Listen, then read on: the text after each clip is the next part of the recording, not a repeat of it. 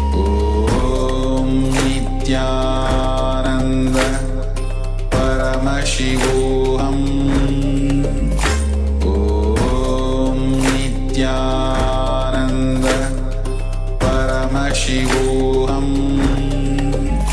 Om Nithyananda Paramashivoham Om Nithyananda Paramashivoham Om Nithyananda Paramashivoham Om Nithyananda Paramashivoham Om Nithyananda Paramashivoham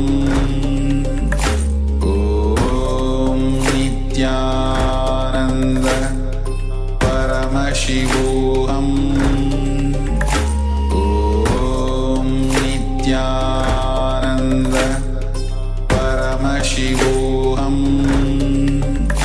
Om Nithyananda Paramashivoham Om Nithyananda Paramashivoham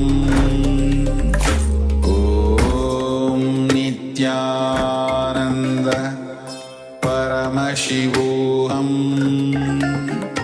Om Nithyananda.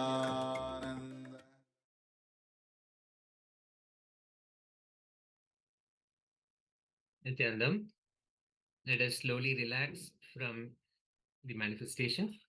Let us quickly share the result of your manifestation.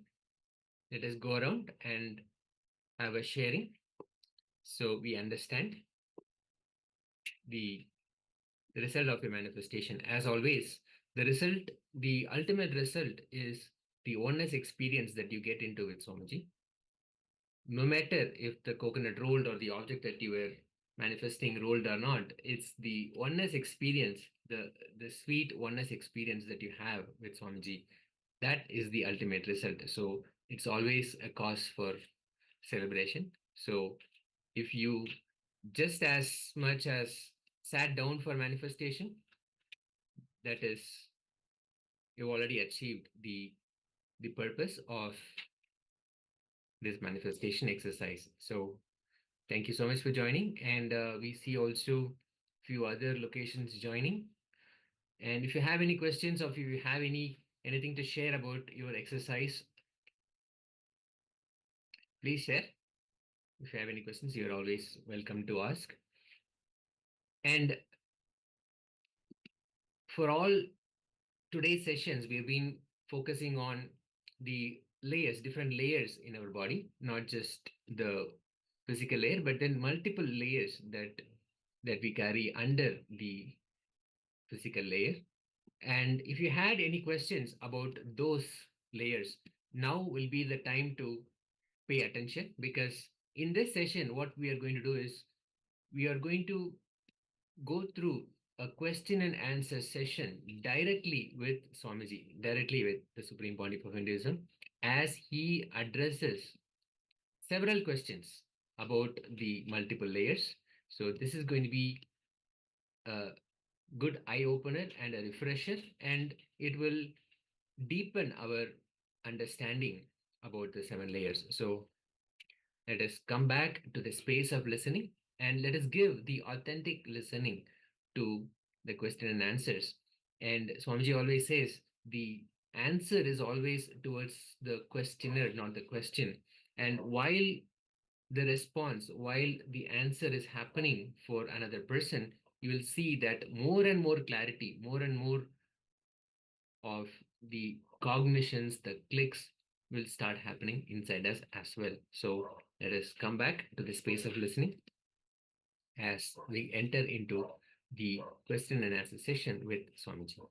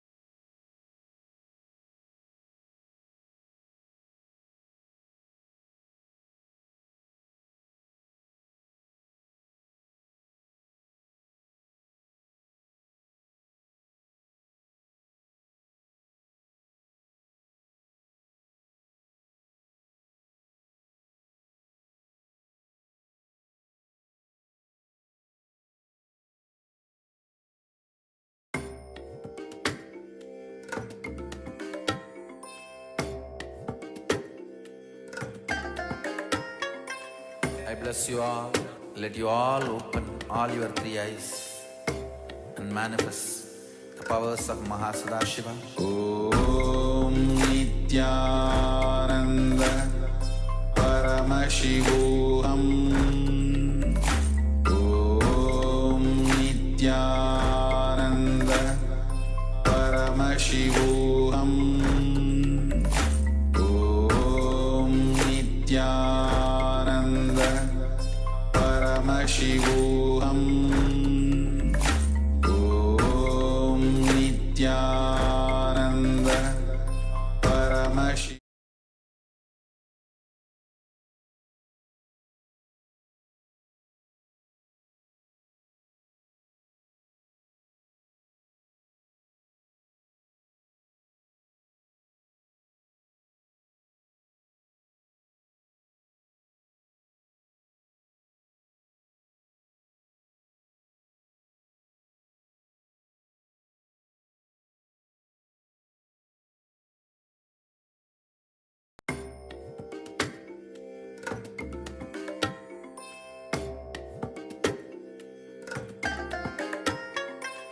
I bless you all.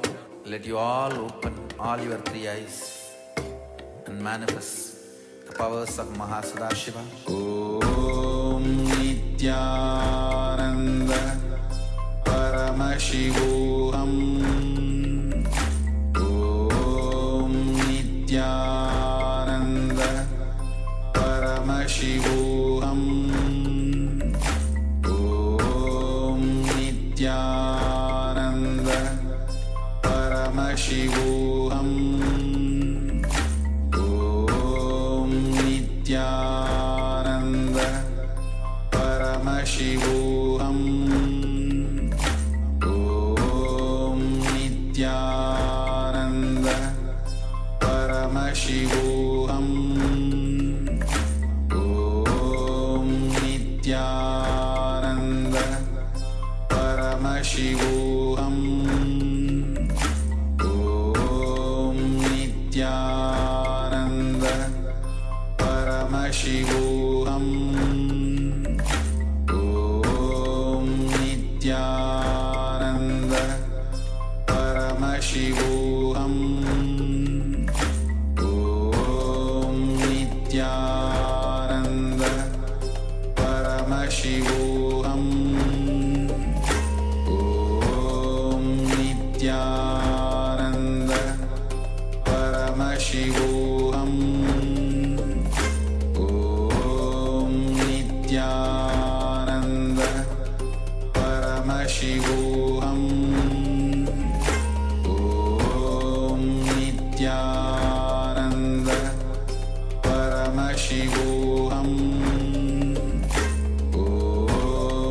Nithyananda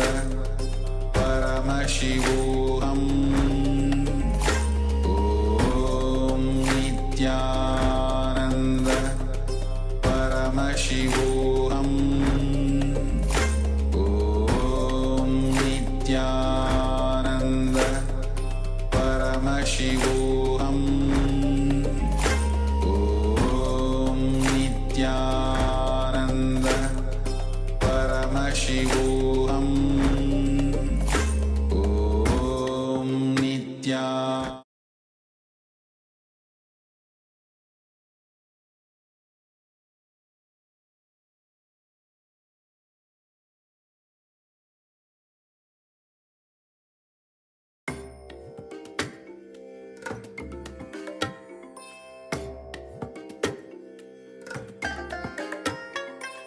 I bless you all. Let you all open all your three eyes and manifest the powers of Mahasadashiva. Om Nithyananda Paramashivoham. Om Nithyananda Paramashivoham. Om Nithyananda Paramashivoham. Om Nithyananda Paramashivoham. Om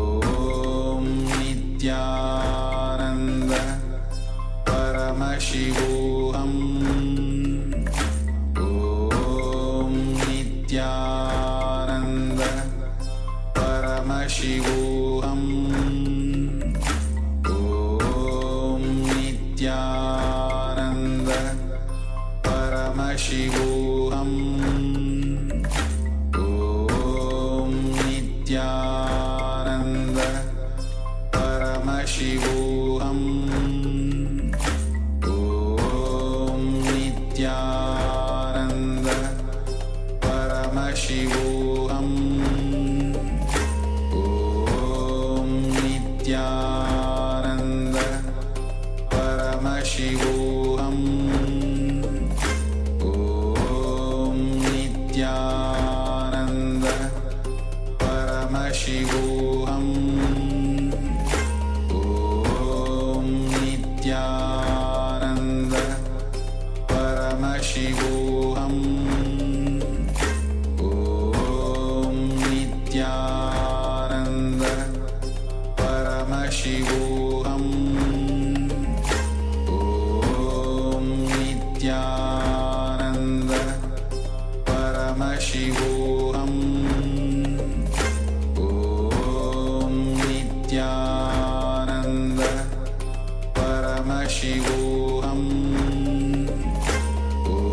Nithyananda Paramashivoham Om Nithyananda Paramashivoham Om Nithyananda Paramashivoham Om Nithyananda Paramashivoham Om Nithyananda Paramashivoham. I bless you all. Let you all open all your three eyes and manifest the powers of Mahasadashiva. Om Nithyananda Paramashivoham Om Nithyananda Paramashivoham Om Nithyananda Paramashivoham Om Nithyananda Paramashivoham Om Nithyananda Paramashivoham Om Nithyananda Paramashivoham Om Nithyananda Paramashivoham Om Nithyananda Paramashivoham Om Nithyananda Paramashivoham Om Nithyananda Paramashivoham Om Nithyananda Paramashivoham Om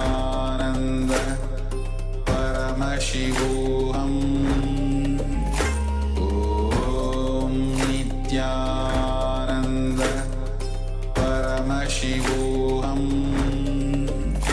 Om Nithyananda Paramashivoham Om Nithyananda Paramashivoham Om Nithyananda Paramashivoham Om Nithyananda Paramashivoham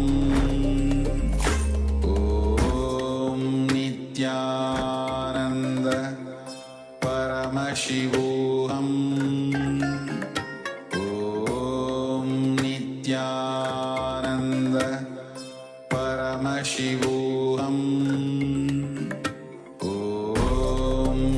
Nithyananda Paramashivoham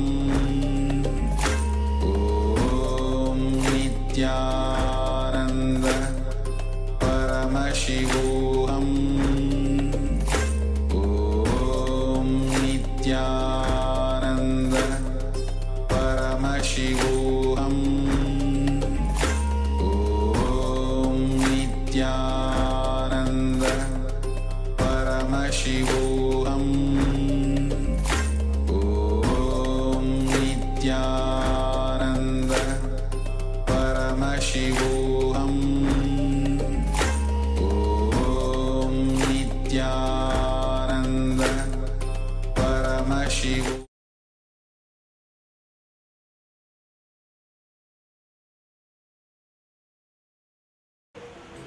Cancer happens to a person who doesn't work out his prarabdha.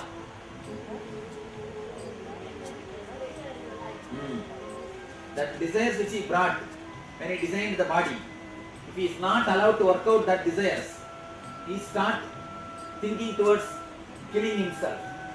The suicidal thoughts, suicidal tendency is the basic reason for cancer. The moment you start thinking, let me die, what is there? You are putting the seed for cancer. Never ever put these thoughts into your mind. Never ever even utter. Some people always torture others, saying that I will commit suicide, I will commit suicide. People come and complain, Swamiji, my wife always is threatening me, she will commit suicide, she will commit suicide. Usually women only threaten.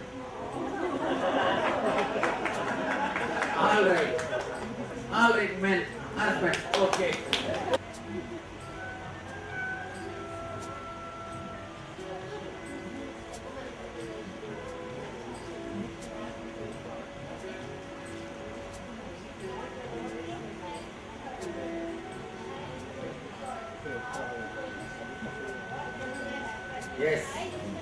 Yes. The child clearly decides. The body itself is designed according to your desires only. That's what I say, that biology of belief. He very clearly proves the idea which I am saying. He says there is something more than your DNA and cells is controlling you.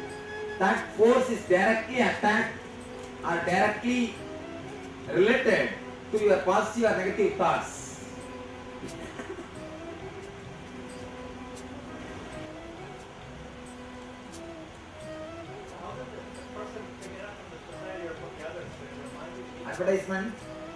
Advertisements, what do you think all these advertisements are doing? And especially, please never watch advertisements about psychiatric drugs.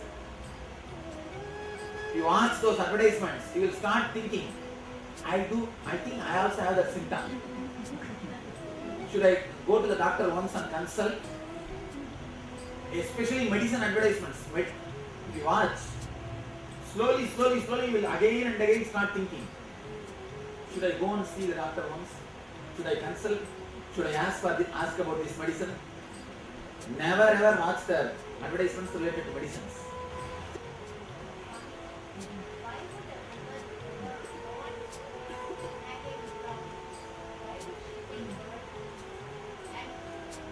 To tell you something, sometimes we feel by taking care of somebody, our motherliness grows. We feel fulfilled. By taking care of somebody gives a tremendous fulfillment. We do not know by creating that desire what decision we are going to make. But that desire can be a reason. Only this analogy we can give. You understand? As an analogy we can give this. Taking care sometimes gives a big fulfillment. Attending continuously somebody gives sometimes some fulfillment. But the problem is, because it gives fulfillment once, we choose that for a lifelong. That's where we do the mistake. It's something like you go to a resort and stay in a resort. One day you feel so happy. Then you decide to buy that resort. But after buying that resort, you will not have that same feeling. You will start feeling bored. You will start feeling oh, same thing. But the few days which gives you the joy, that makes you decide to have it. It's like one person goes to Arunachala, and after staying 2-3 days, he goes to Paramashivoham and says, Bhagavan, such beautiful hill, such beautiful place, such wonderful ashram. Bhagavan says, stay here for 1 more week, everything will become alright. Everything will become alright. That initial thing, maybe because of that we decide.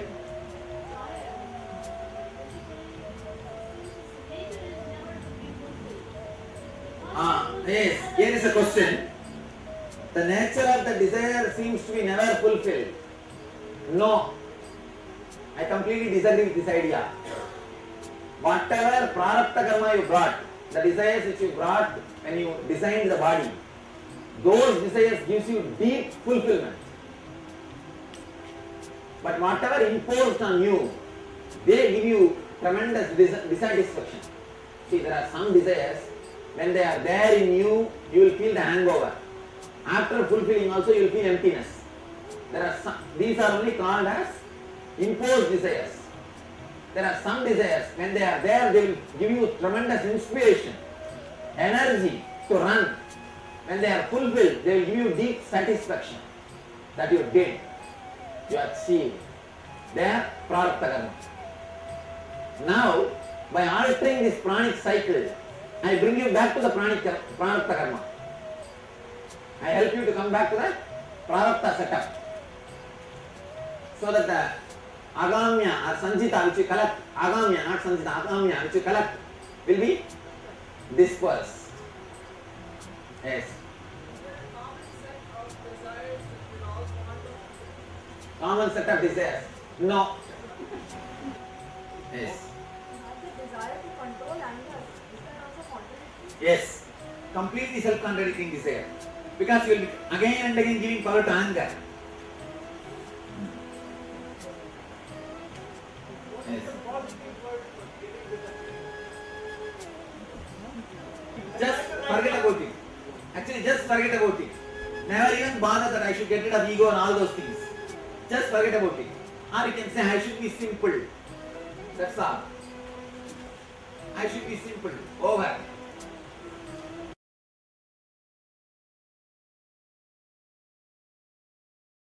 Today morning, if you are fresh and alive,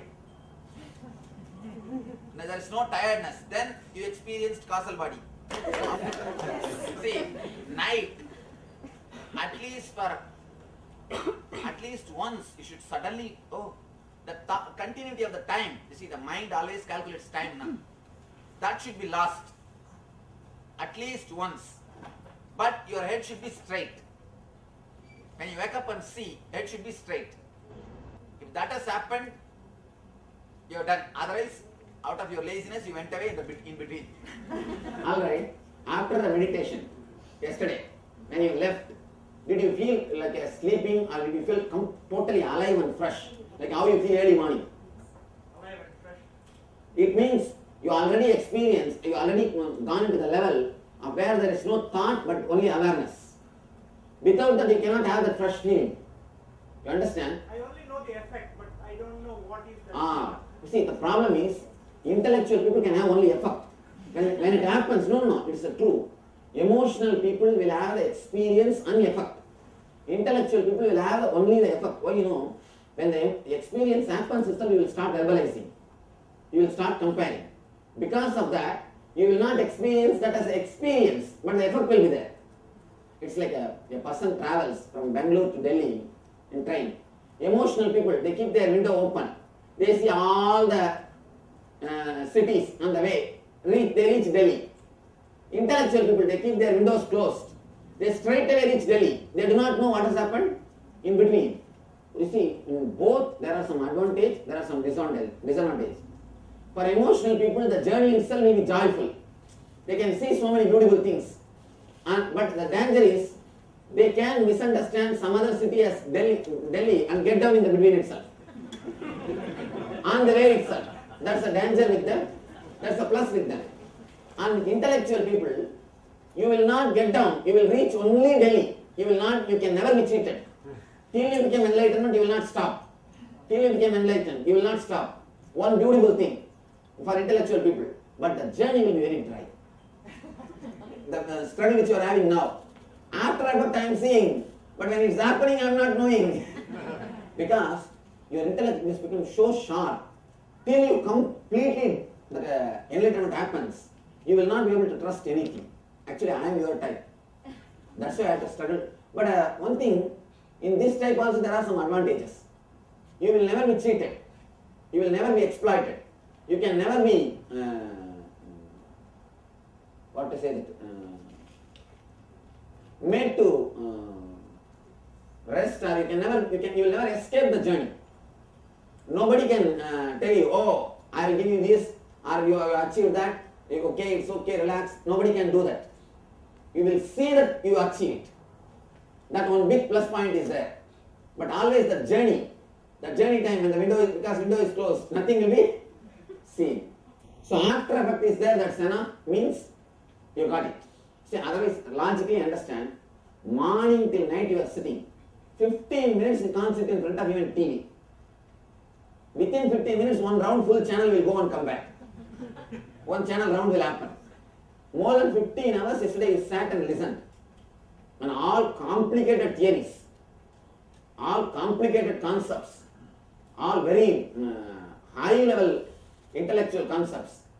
After that, night 12 o'clock, you are feeling suddenly fresh, means how can it be? How can it be? It is because you experience that causal layer.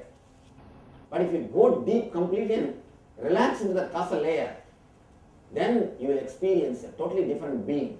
Your very eyes will be fresh. Morning when you get up, your whole body will be just like a hollow. If you have felt your whole body is hollow, then you completely fell into the causal body. Yes. Do you recommend? Swamiji, during meditation last night, like a drop into my lap, I understood a universal truth concept. It was complex, yet completely simple. Coming out into the denser bodies, I could not hold on to the concept, but only the profound memory of the experience. What can I do to bring these concepts into my conscious memory when I exit the meditation? Do not bother. The very experience will start working on you. You do not try to do anything. You put your effort only on the techniques. Let everything else happen. And when some experience happens, do not stop or try to hold that. Again and again you put your effort only in witnessing and meditation. That experience will automatically get more and more deepened. If you turn your attention towards the experience, it will just not only disappear, you will also miss the path. You will get down in between some city thinking that it is Delhi. Never ever bother about any experience. I tell you, people who are caught in the experience, they become egoistic and they start thinking that they became enlightened. Never ever caught in any experience. Ramakrishna says beautifully. It's like one guy is a hunter. He goes to the forest to hunt. Suddenly one sadhu appears and says, go in. This guy goes in, he finds the sandalwood forest. Gets the sandalwood and sells, he becomes a rich guy. And again, next day the sadhu appears and says, go a little more in. He goes inside and sees a copper mine. Brings the copper and sells. Again after a few days, the sadhu appears and says, go in. He finds the silver mine. Brings the silver out. Again the sadhu appears and says, go in. He finds gold mine. So go in. That is the only word. So never bother about this small experience, this beautiful experience. This wonderful thing. Again you had the conscious glimpse of the Satya, truth. And you will feel, oh God, the whole puzzle, the zigzag puzzle will fall in line. That's what happens. Who is the questioner? The question which I read now? Nice, beautiful. You really had a clarity or understanding. That's nice. But do not stop with this. Put your effort only on techniques. Then automatically things will happen. What's the difference between moksha and enlightenment? Moksha, enlightenment, nirvana, atmajnana, brahmajnana, sakshatkara, saddarshana, atmadarshana, all same experience, different trademark, that's all. Each one has got their own trademark, that's all. Otherwise, all same experience. The moment you start thinking that I should find a permanent solution for my whole life, they say in Sanskrit beautifully, mumukshutva. Mumukshutva means that seeking started. The moment the mumukshutva starts, you are no more a common man. The laws and regulations of the common man will not apply for you. And Ramakrishna goes to the other extreme. He says for mumukshus, even if they abandon their social responsibilities, it is nothing wrong. But of course, I am not saying you to abandon all the social responsibility. I am not telling you to do that. Ramakrishna goes to that extreme and gives freedom. Means he says that mumukshus are no more ordinary people. Seekers are no more ordinary people. So you don't have to think you are a common mass. Culture being carried is different totally. There will be always common mass. One thing more. If you are feeling that you are lacking money, you will be attracted towards Lakshmi. If you are feeling you are lacking knowledge, you will be attracted towards Saraswati. Your fulfillment, you will start worshipping. You don't have, she has got, please give me, worship. Same thing. If you are covered and if you want courage, you will start worshipping Kali or Durga. The moment you start feeling you don't have enlightenment, you will be attracted towards the master. Immediately, your whole being is totally different. The moment the mumukshutva starts, the seeking starts, you are no more an ordinary person. Going to ordinary devatas and going towards enlightenment is totally different. You understand? Man who feels he is lacking money will be attracted towards Lakshmi. He will start praying. Man who feels he is lacking knowledge or education, wisdom, he will start praying towards Saraswati. Man who feels he is lacking courage, he will start praying towards Kali. What you feel that you are lacking, you will start praying only towards that God. You will be attracted only to that God. The moment you are attracted to your master, be very clear, you already started feeling the lack of enlightenment. I think I have to achieve the ultimate. I have to reach the ultimate. The human life, I am just cheating myself and I am just cheating the existence. I am just wasting my life. Only when you start feeling that, only when that boiling, when that intense yearning starts, you will start going towards the master. So immediately you are called mumukshu. Understand why I ask you to write? So that in future continuously you will remember. You should not repeat the negative words inside your mind, especially early morning when you get up. When you brush your teeth, you will see that your mind will be talking to you. You will be talking to yourself. You will be brushing your teeth. You will be taking bath, but you will be talking to yourself something. Little, sometimes loudly or sometimes mildly, but you will be talking to yourself. Those thoughts should not have any negative engrams. Understand? Because those thoughts are very powerful. Early morning thoughts and the thoughts before going to bed are very powerful. Do not have any negative words at that moment. That's very important.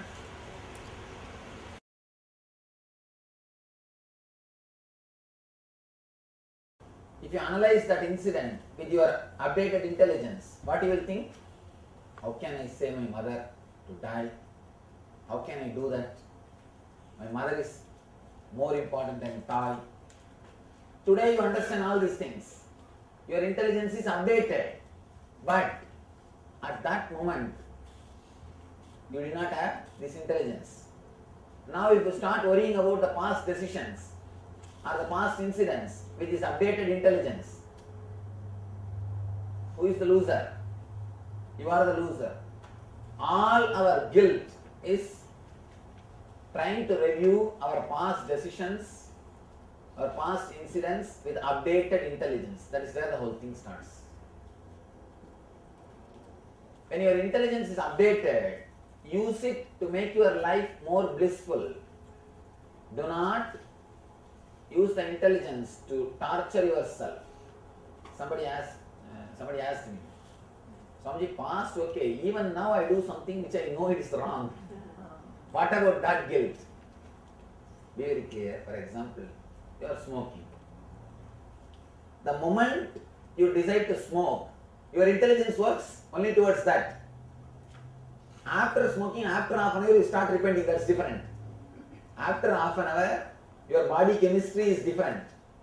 But when the urge to smoke comes, when that happens, your body chemistry is more powerful than your reasonings. So naturally, your intelligence decides to smoke. At that moment, you have that much intelligence. After the smoking, again the reasoning logic goes up. You start creating guilt. When you decide anything, at that moment, what you have is only intelligence available to make decision. After some time, you may have little more intelligence. Your logic may rise beyond the body chemistry. See, it's like at the moment when you decide to smoke, your body chemistry is having upper hand than your reasoning logic. After a few minutes, once you finish smoking, suddenly the logic goes up. Logic takes the upper hand than your body chemistry. So you may have a little more intelligence. But when you decided, what was your intelligence decision? Naturally related to body chemistry. It was an upper hand. Be very clear. Now, if you try to review weighted intelligence, you will create only trouble for yourself.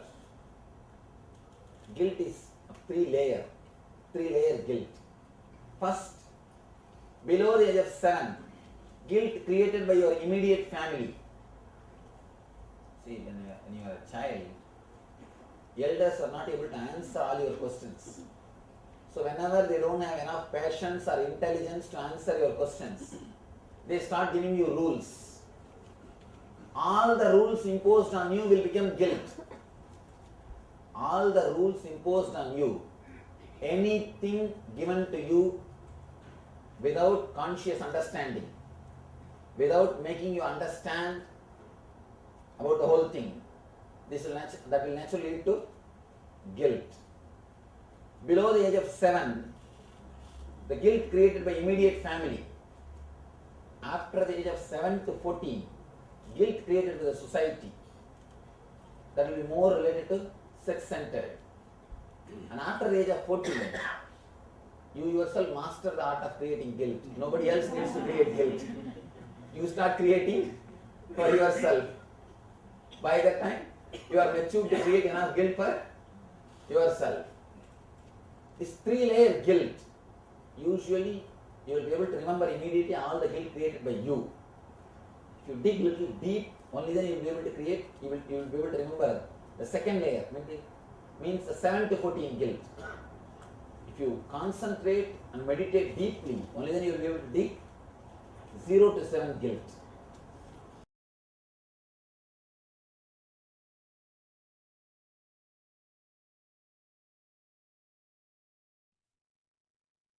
Nithyananda. So we welcome back everybody. And this is going to be a very powerful session, the next session, because now Swamiji is going to address a very important and critical aspect of all our lives, which is death. The understanding of death, what it is, and how we can go beyond it. It's going to be a very powerful and intense session, and Swamiji is going to take us directly into the cosmic truths, exactly what death is and how we can experience it, and all the samskaras or the thought patterns, all the memories that we have, how to overcome all of that. It's going to be a very powerful session. So let us come back to the space of listening yet again, and we'll give our authentic listening to Swamiji as Swamiji demystifies the most important aspect, understanding of all our lives, event of all our lives, which is death. So let us come back to the space of listening and let's enter into this next session.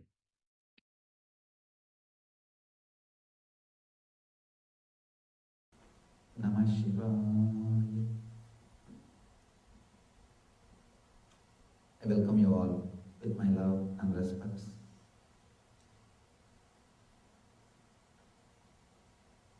First few words about Shiva Sutras. Then we'll enter into the Sutras. Shiva Sutras is an applied science, the technology to experience the ultimate truth in our life. Vedanta is like a theory, the science. Shiva Sutras is like an applied science, the technology to experience what Vedanta gives as a theory. What you learn as an intellectual truth. In Shiva Sutras, you are made to experience that. That becomes part of your being. Just reading about the ultimate truth may not be a direct help. It may be inspiration, but it won't be useful in any way unless it becomes your experience. Unless it becomes your experience, words cannot do anything. It won't be able to transform your life. Small story. A father went to meet his future son-in-law, would-be son-in-law. After meeting him, he asked, "My dear, what is your plan about the future? What do you want to do to make your living?" He said, "Living." Son-in-law studies Vedanta, or maybe all the philosophies. He says, "I'll study Vedanta. God will take care of me." And after a few minutes again, father asks, "My dear, how are you planning to provide? How are you planning to take care of my daughter?" "Oh, your daughter? I'll study Vedanta. I'll study Gita. God will provide." After a few minutes, again he asks, "My dear son-in-law, how do you plan? What's your plans about taking care of your kids, children?" "Oh, kids, I'll study Vedanta. God will take care. God will provide." Father comes back, returns to the home. Wife asks, "What's happening? What happened with your meeting? How do you feel with him? What do you think about him?" He said, "I know two things. One, he has no plans for his life, and he has no plans about the future. Another one thing, he thinks I am God."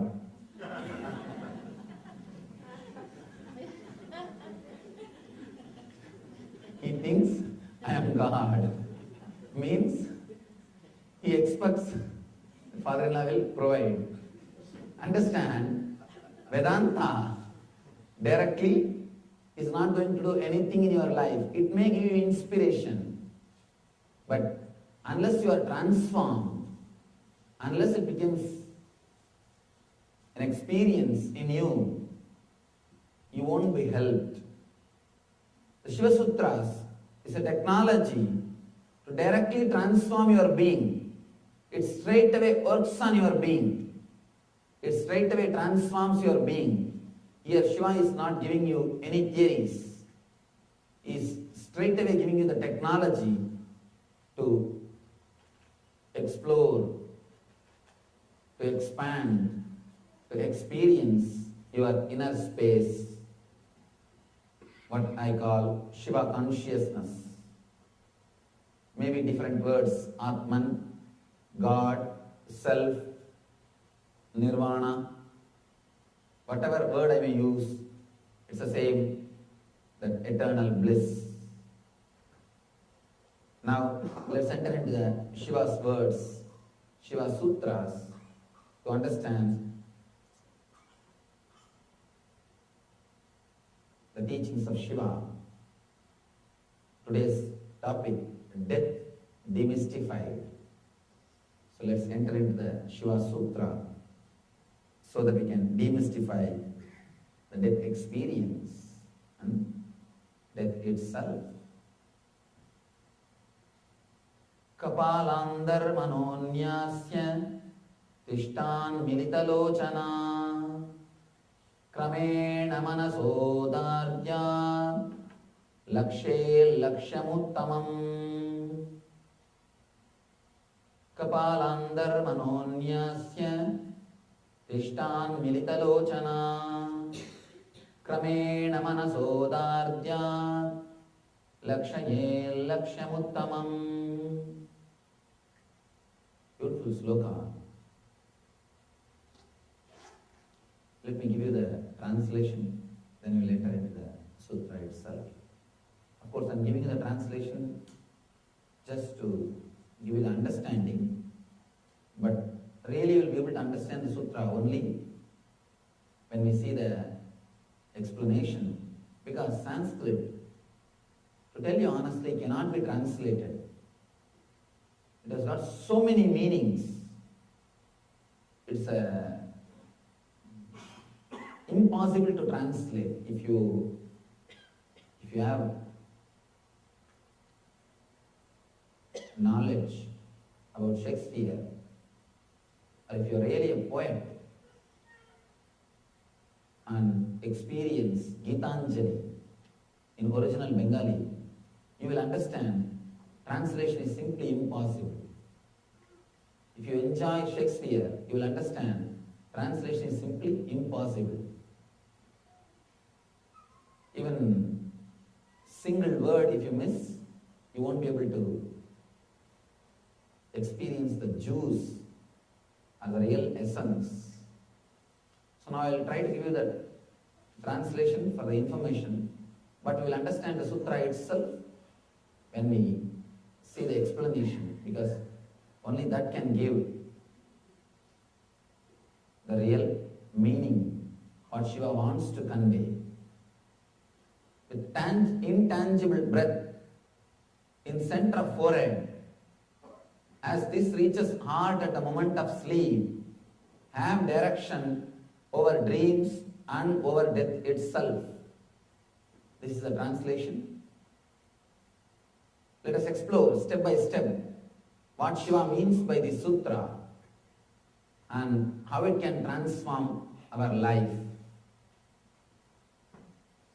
One thing I want to tell you, this single sutra can give you the tremendous power to fulfill all your dreams and to give you the realization dreams are not ordinary thing as you think. Dreams are made of the same stuff in which this world is made. If you think dreams are ordinary, this world is also ordinary. If you think this world is something reality for you, dreams are also reality. This sutra will give you the experience to make, it will give you the power, it will give you the energy to make your dreams into reality, and it will give you the intelligence to understand whatever you think as reality is nothing but dream. It will do two work. It will give you energy to make your dreams into reality, and it will give you intelligence to understand the reality itself is nothing but one more dream.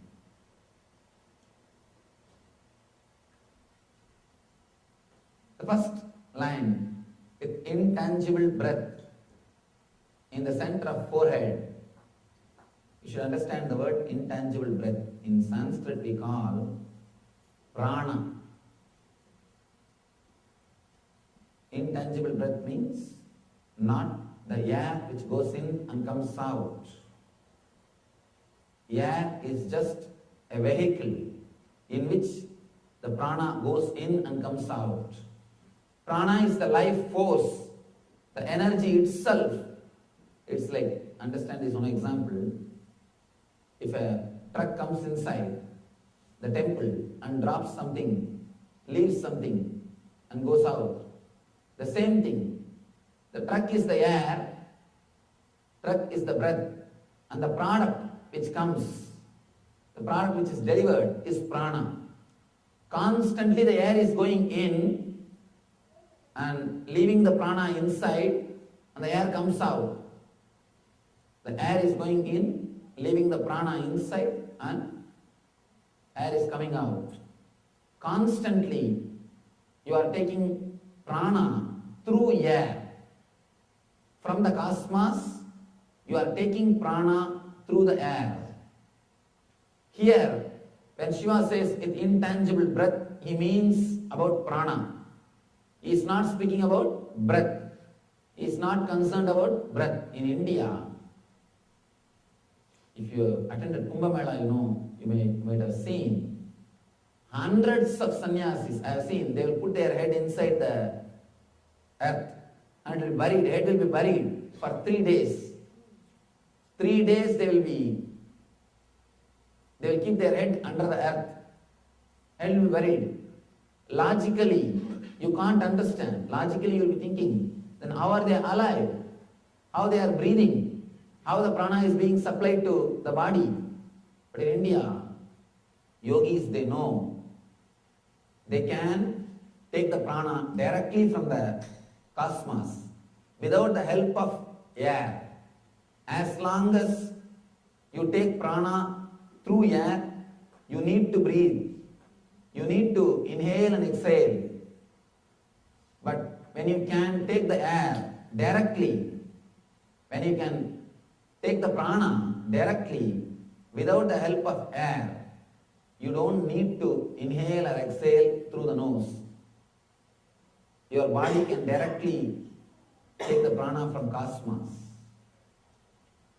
One more thing, as long as the incoming breath bringing more prana and going out emptily, if it comes with prana shakti and goes out as empty vehicle, your life will be strengthened. If the reverse starts happening, it comes with less prana and goes out with more prana shakti, person can understand his death is nearing or is going towards the death. That is the reason all great masters who knows or who can sense the prana shakti, they can tell about their death. They will be able to predict about their death. Before the 6 months of their passing away, they will be able to see very clearly the prana moving out of the body. Just the empty air will enter, but when it leaves, it will go out with prana. That's a beautiful concept. In Ayurveda, they call it as the peak age. Till particular age, the person will be receiving more prana through the incoming breath.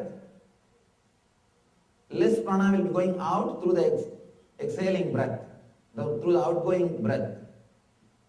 The moment the outgoing breath starts carrying more prana than the incoming breath, they know now the person is moving towards death. If the more prana is brought through the incoming breath, if the incoming breath is carrying more prana than the outgoing breath, you are going towards the life. You are expanding. You are strengthening your body. You are strengthening your energy. If the outgoing breath is carrying more prana than the incoming breath, be very clear, you are going towards the death. You are working towards the death. The great masters, Buddha, Shankara, Guru Nanak, all of them have predicted their death. All of them have predicted their death, including Mahavira. All of them have very clearly predicted about their death.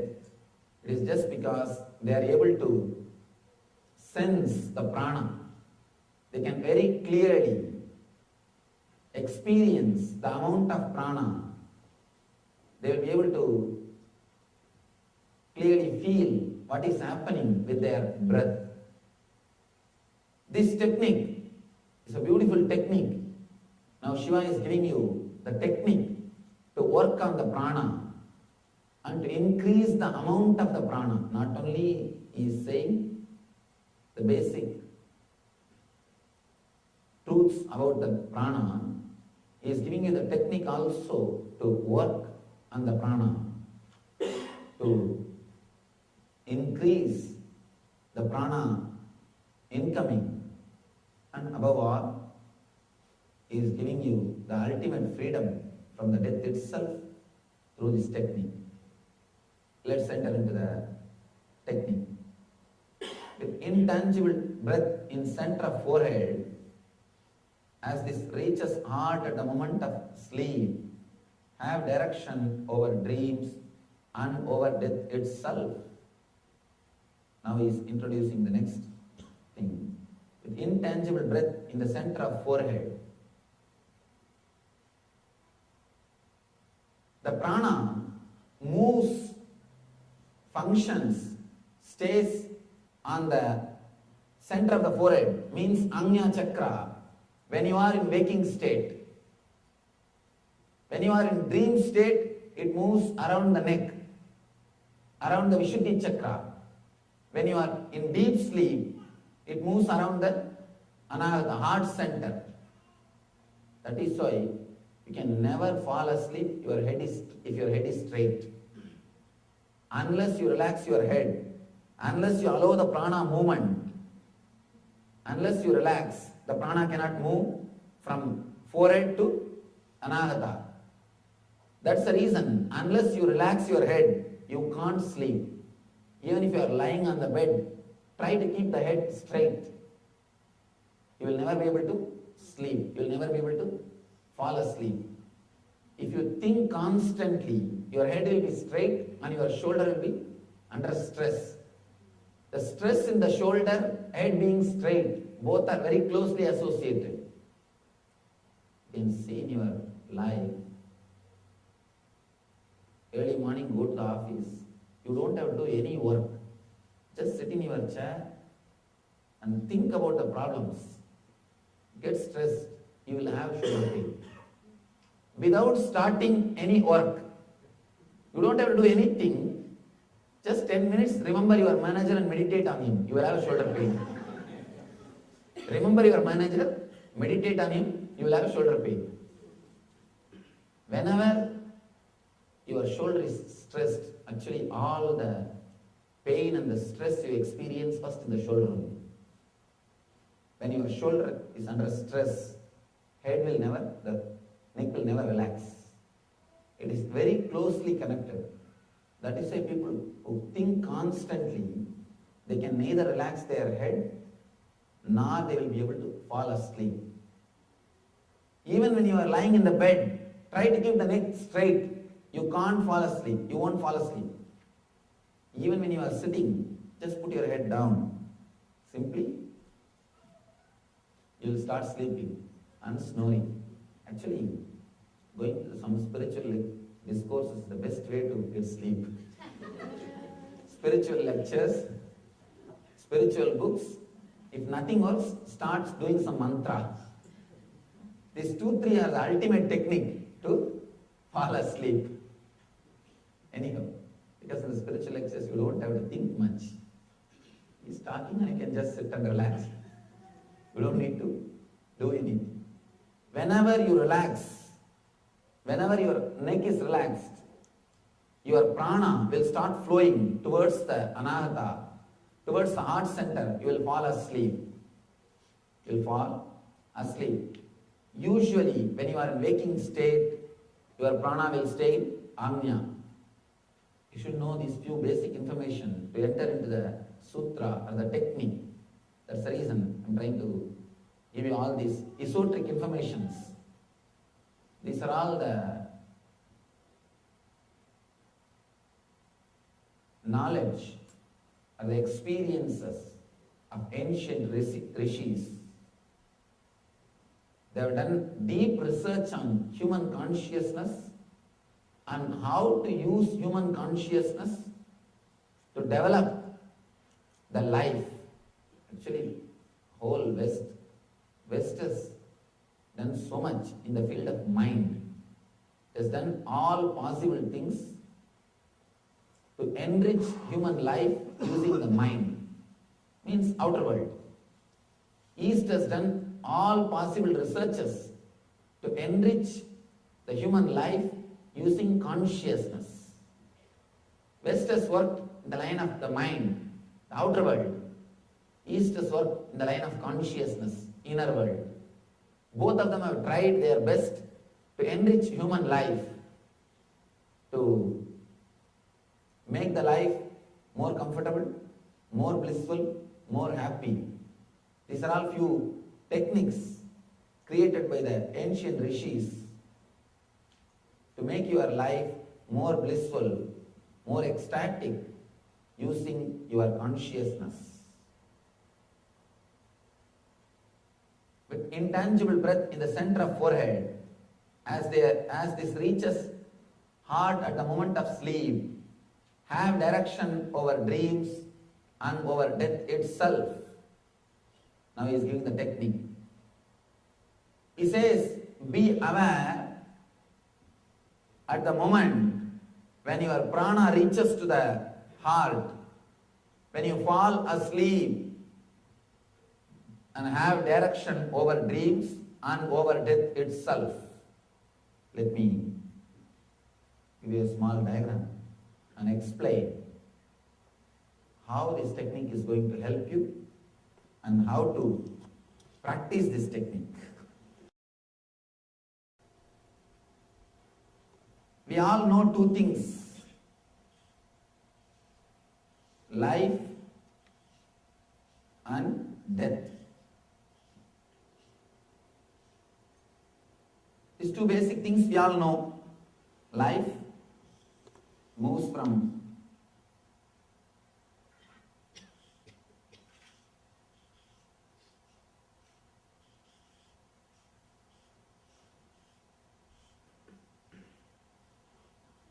life and death. Constantly life is slipping, entering into death.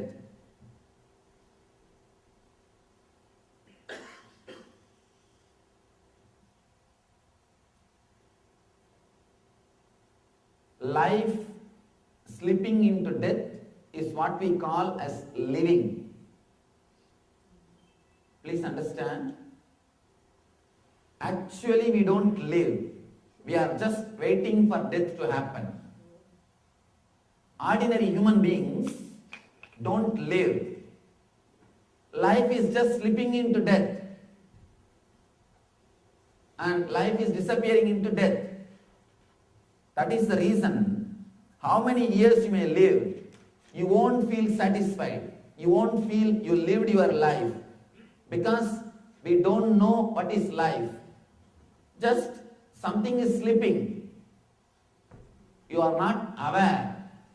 You are not even aware what is happening in your being.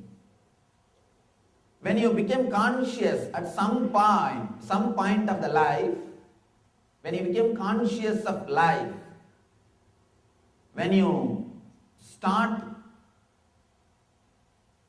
thinking, contemplating about your life, when you bring awareness into your life, you create a new center in your being.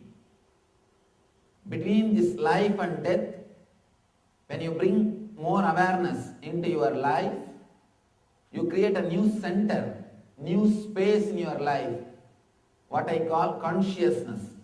Whenever you are conscious, you will start deciding about your life. Please be very clear. Whenever you are aware of your life, you will naturally start deciding. For example, the more you become aware, more you start designing or choosing what type of car you should drive, what type of house you should live, what type of life you wanted. Every inch you start deciding. You start deciding about every inch. You become conscious about everything, how you should talk, how you should behave, how you should think. Every inch you start becoming aware. The consciousness starts happening only when you become aware. You start controlling the life itself only when you become aware. So awareness creates a new thing in your life. You start controlling the life. Only when you become aware, you start controlling the life. And if you become completely aware, you will start controlling the death also. The moment you start becoming aware, you start deciding, you start controlling, you start controlling about your life. The control, you bring things under your control only when you become aware. The moment you bring awareness into your life, consciousness grows and you start deciding, you start controlling the life. You start controlling the life. This happens in the conscious level. See, whenever you are conscious, these two things happen, you know. And in the unconscious level, the dream and deep sleep.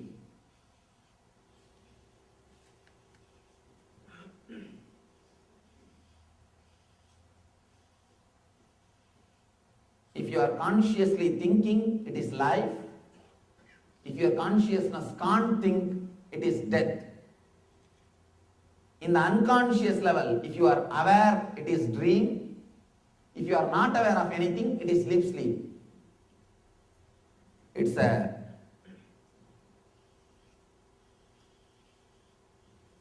please understand this one diagram. You will be able to understand this technique, and this very understanding can transform you. Practicing is one thing. This very understanding will inspire you to practice, because these are all the basic truth about life. Once you know how to breathe, breathing, the best way to bring energy through your breathing. After that, you don't have to do it consciously. Just because of the very understanding, you will start doing it. Now, we are working on your consciousness.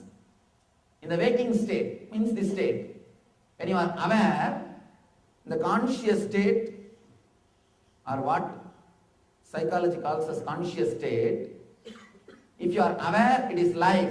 If you are not aware, it is death. In the unconscious state, if you are aware of something, it is dream. It is called as dream. If you are not aware of anything, it is called deep sleep. In the life, if you bring more awareness, you start controlling life. Same way, in the dream, if you start bringing more awareness, you will be able to control the dream and the deep sleep. Understand? This is the conscious level. In the conscious level, if you are aware of any movement around you, it is called life. If you are not aware of any movement, it is called death. In the unconscious level, if you are aware of any movement, it is called dream. If you are able to see anything, if you are able to feel anything, if you are able to experience any movement, it's called dream. In the unconscious level itself, if you are not able to feel anything, if you are not able to understand any movement, anything, then it is deep sleep. These are the four things. Between life and death, if you become aware of living, if you are conscious about living, you start controlling the life. You start deciding. You think, I think this type of car won't help me. This type of house is not going to work for me. I think enough with this wife. You start deciding, I'm done with this job. You start deciding. The more you become conscious, you start chiseling your life. You start controlling, deciding your life. Same way, again here, if you bring little more consciousness to this space, if you become conscious of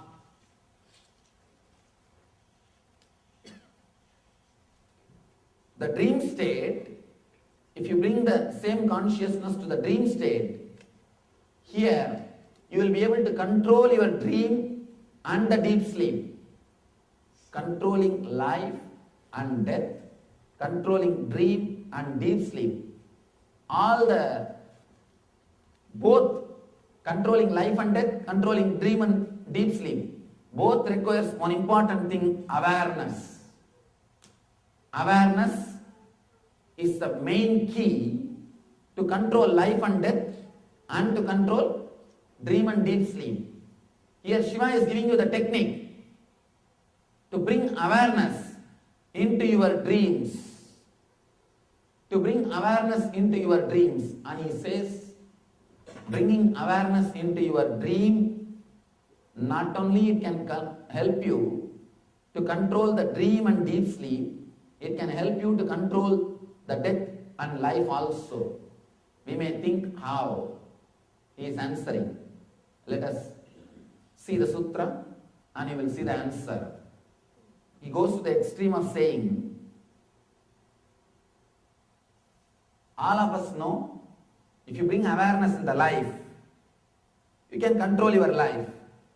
If you become completely aware of the prana flow, how the prana is coming or how the prana is going, how to retain more prana in the body, you can control the death also.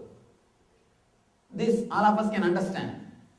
But Shiva says, bring awareness to the unconscious, to the dream state. Not only you will be able to control the dream, you will be able to control the deep sleep. He says you will be able to control the death and life. He gives so many different techniques. He offers so many different techniques to give us the experience of ultimate truth and energy. How Shiva is saying control over dream and deep sleep can bring the control over life and death. Let us see.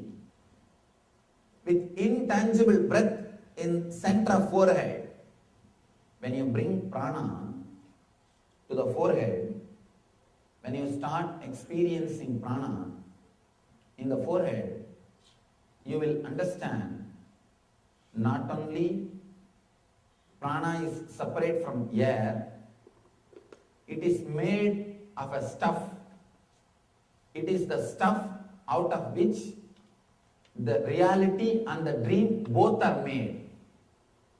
Whatever you call as reality, whatever you call as dream, both are made of stuff called prana. Prana is the energy. Prana is the substance with which this reality and that reality both are made. One more thing.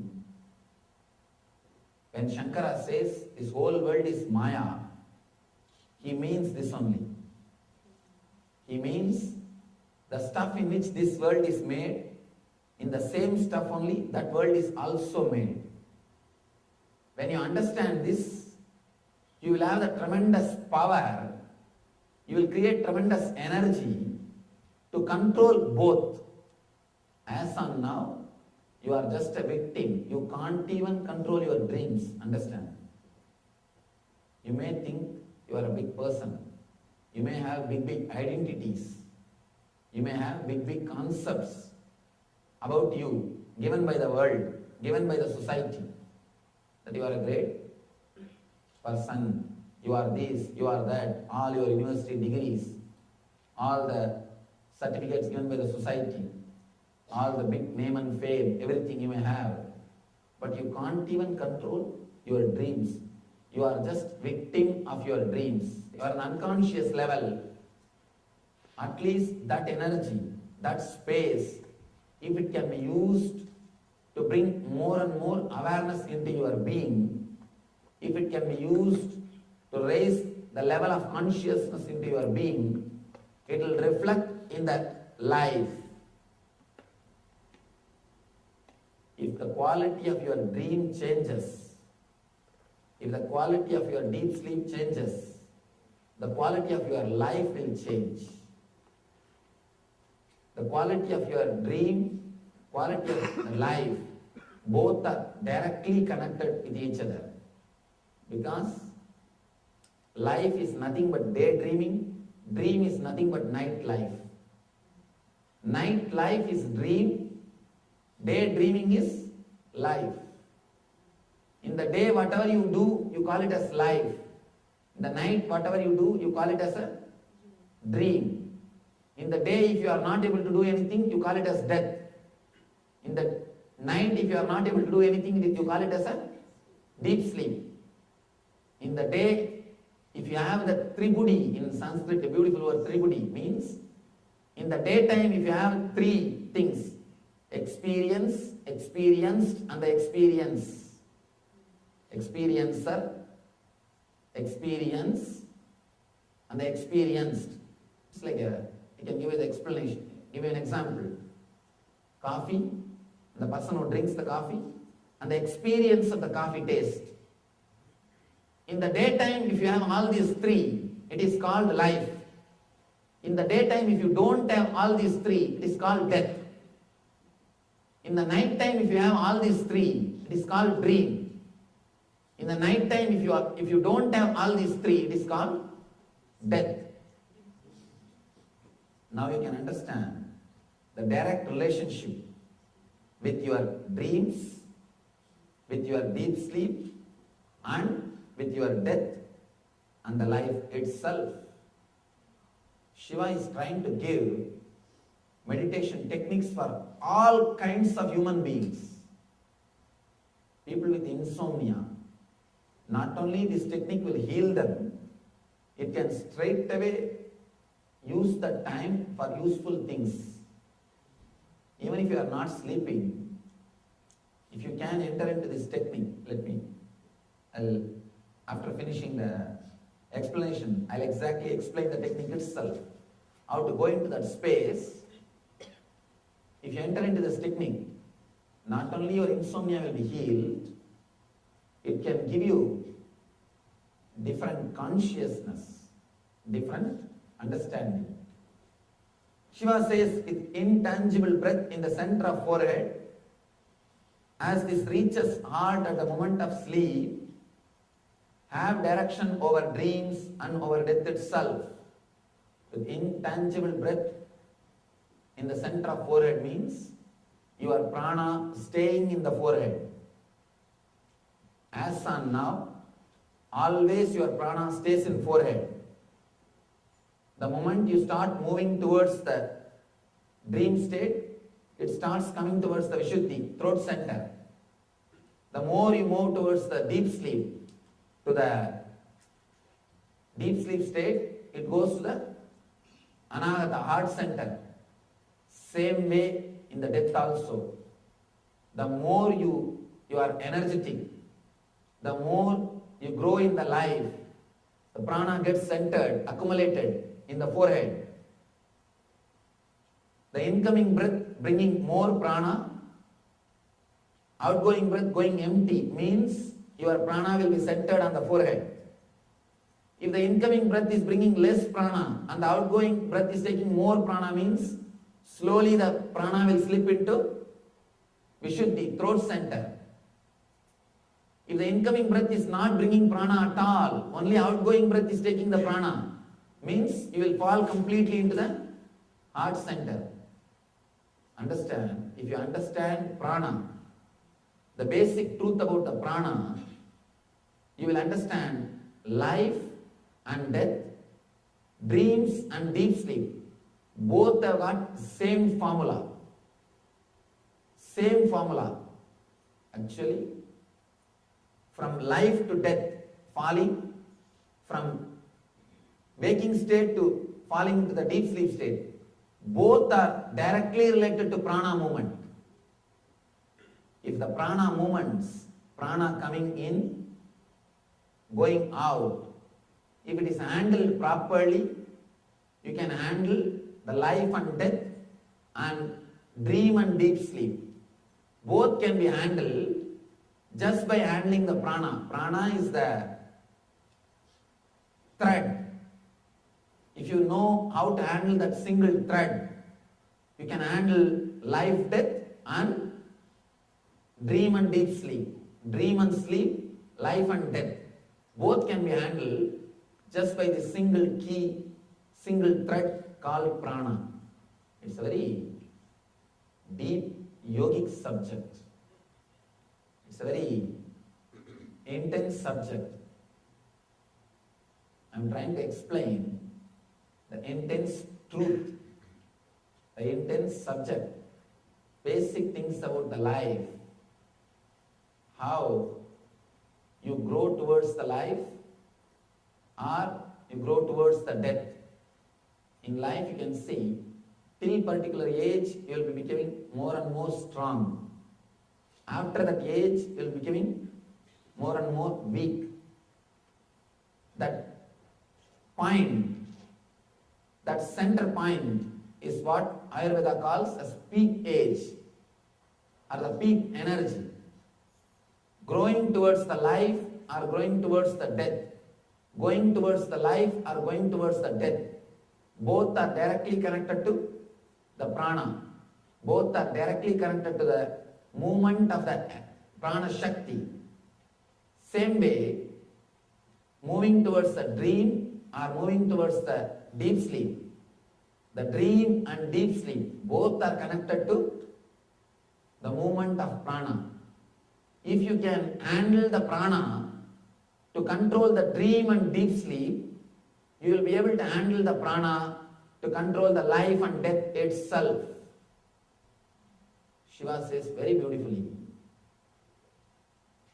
if you can be aware of dreams, if you can be aware when you fall into the dream state, when your consciousness is slowly fading away, whenever you are falling asleep, whenever your consciousness is slowly fading away, if you can remain aware, if you can be aware, you will be able to handle, change the dream itself. And if you are able to change the dream, that will be very clear. One more thing. If you are able to change the dream, the first thing you will do is you will stop dreaming. You will stop dreaming. Because you know uselessness of dreams. You know you are wasting time and energy in dreams. Person who can be aware of dreams will never dream. Person who is aware of life will never take one more birth. That is why in the East, all the scriptures, all the spiritual scriptures, whether it is a Vedas or Dhammapada or Jaina Sutra or Guru Granth Sahib, any spiritual book, they are aimed at only one goal, not taking one more birth. Only one goal, moksha. Person who is aware of dream will never dream. He will simply stop dreaming. Person who is aware of life will not have life. He will simply stop the life. He will not take one more body. When you become aware of dream, you stop dreaming, simply enter into the deep sleep. Same way, when you become aware of life, you stop living, enter into death. Now you need to understand important thing. When I use the word death, I don't mean you will commit suicide. When I say, when you become aware of life, you will enter into death, I don't mean you will commit suicide. You will stop living in the normal way. You will stop living with identity. You won't carry, you won't give importance to identity. That is why the enlightened masters are called dead people. Actually, the enlightened people are called people who are already dead as far as the world is concerned.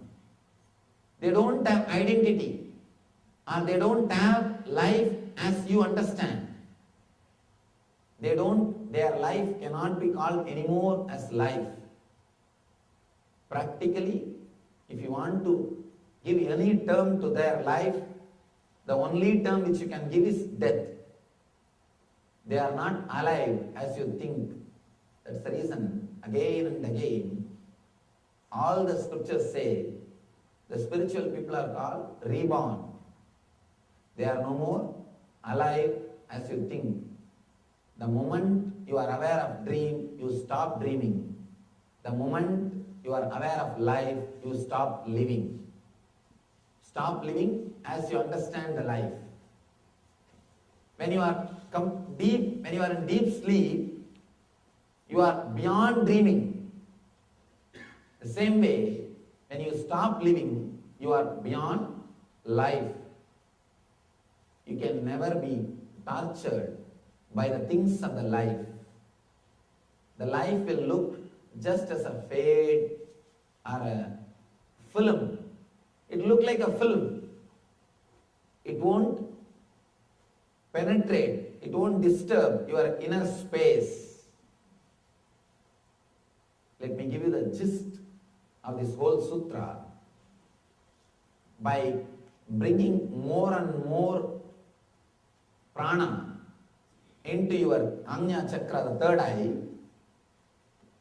and being aware when the prana falls into the anagata, when you fall asleep, you will have the power over your dreams. You will be able to alter, you will be able to arrange your dreams as you want. Because of this power, you will simply stop dreaming. When you can stop dreaming and fall asleep, when you can control your dream and sleep as you want, be very clear, you will have the tremendous power over the life and death. Because the dream and deep sleep are made of the same stuff in which life and death are made.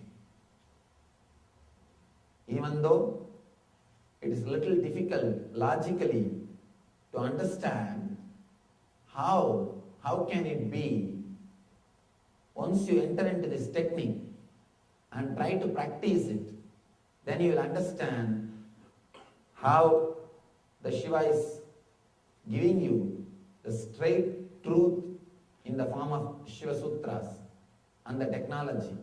For example, if you remember you are a doctor or a lawyer constantly in your daytime, you will remember the same in the dream also. If you are taught to remember something in the daytime constantly, you will remember the same in the night also. That is why, if you are afraid that you may miss any of your exams when you are studying, the very fear will reflect in your dreams. Always you will have the dream as if you missed the exam, you did not go to the exam, or that day something has happened, you are sick. You will always have this type of dream. Impact of life over the dream. Now Shiva is saying, work on the dream, change the consciousness of the dream, let it impact the life. We know only one route. Impact, penetrating or changing the life, and from life we touch the dreams. Now Shiva is saying, touch life from the dreams. Because in dream you don't have to go for a job. In dream you don't have to work for your living. In dream naturally By very nature, you don't believe anything is importance. You are not bothered about building a house in dream, buying a car in dream, or having bank balance in dream. But you are really concerned about buying a house in waking state, building your bank balance in the waking state. You are bothered about your car in the waking state. The waking state, trying to do spiritual work in the waking state is difficult because you are occupied with so many things. But trying to do little spiritual work in the dream state is possible because there is no need to do anything in the dream state. So Shiva is working from the other way. He is asking you to improve, to develop the consciousness, awareness in the dream state.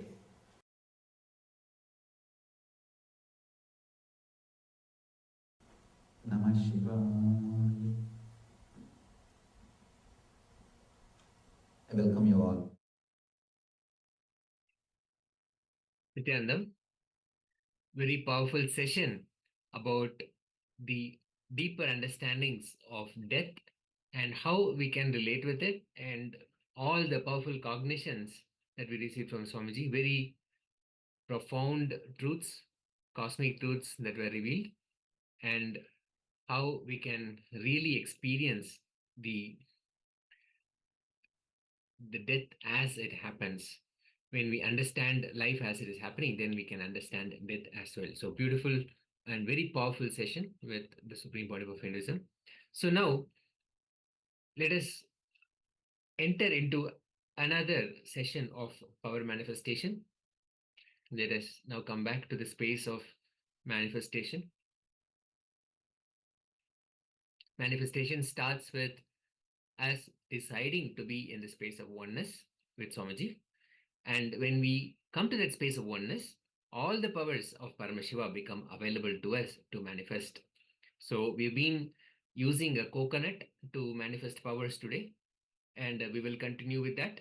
In this session, what we will do is we'll have a coconut on our palm, and we will give the command for the coconut to roll to its left, to our left. So let us pick the object. Coconut is preferred, but if you do not have a coconut near you, you can choose any other solid object. A vegetable also is fine, a fruit is fine, something round that will easily roll off. But you have to keep it on the palm and keep the palm flat as possible, and then keep the object on the palm. When you experience oneness with Swamiji, you will also experience the same oneness with everything around you.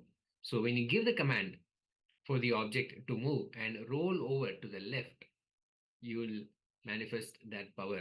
Whatever command you give, the object will go through it. So let us come back to that space of manifestation. From this powerful space of manifestation, we'll be manifesting the power of moving the coconut from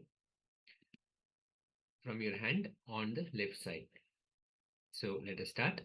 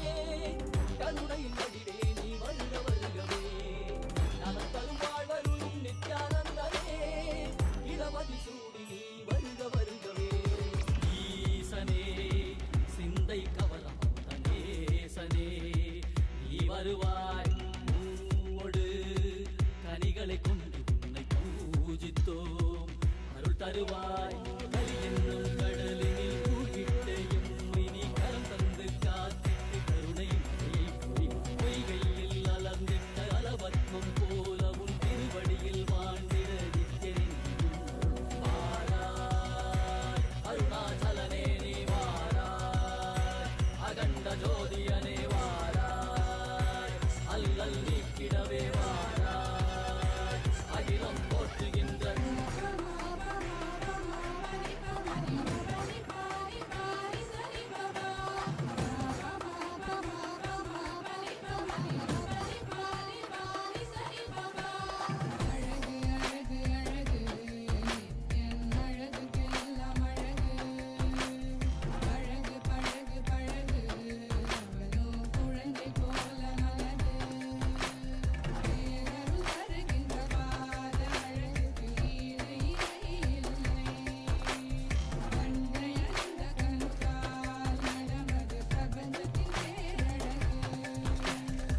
ईशानभूताय सदाशिवाय तत्पुरुषवक्त्राय महेश्वराय अघोरहृदयाय रुद्रेश्वराय वामेश्वराय स्थितिकारणाय सत्यस्वरूपाय सृजनेश्वराय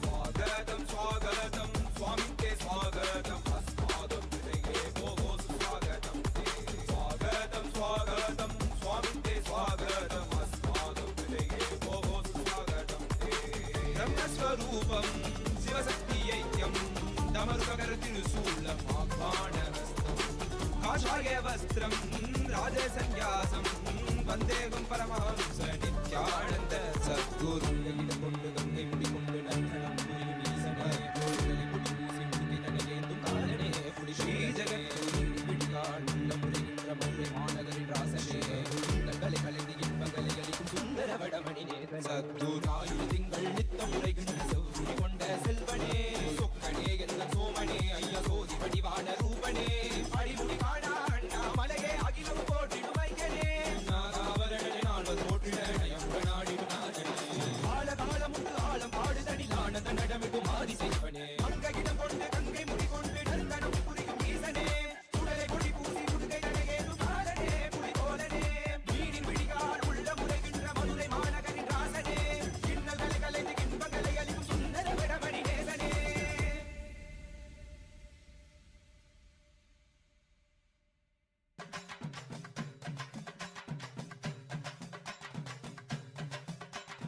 வாராரையா வாராரு நம்ம கருப்பசாமி வாராரு வானத்துக்கும் பூமிக்கும் புது வடிவம் தாங்கி வாராரு ஈச்சருவா கையில ஏந்தி வேகமாக வாராரு ஈச்சருவா கையில ஏந்தி வேகமாக வாராரு வீரபத்திர சாமி கூட விறுவிறுன்னு வாராரு வீரபத்திர சாமி கூட விறுவிறுன்னு வாராரு வாராரையா வாராரு நம்ம கருப்பசாமி வாராரு வாராரையா வாராரு நம்ம கருப்பசாமி வாராரு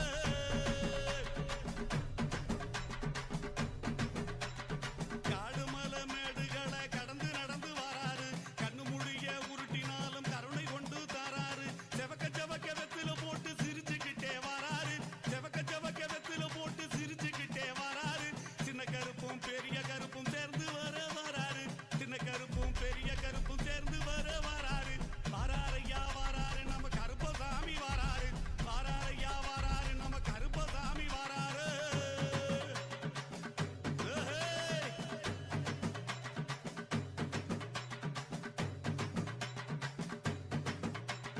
நாட்டுல இருக்கும் மக்களை எல்லாம் பார்த்து போக வராரு நல்லவன் கெட்டவன் செயலை பார்த்து பலன் கொடுக்க போறாரு நாட்டுல இருக்கும் மக்களை எல்லாம் பார்த்து போக வராரு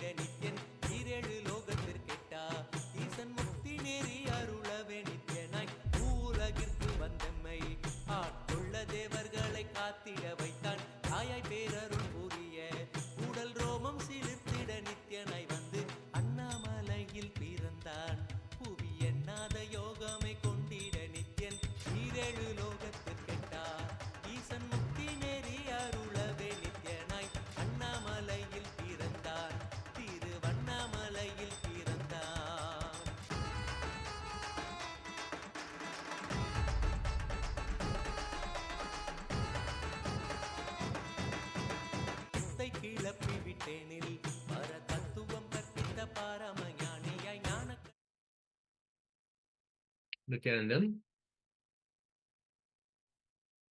So come back to the space of oneness.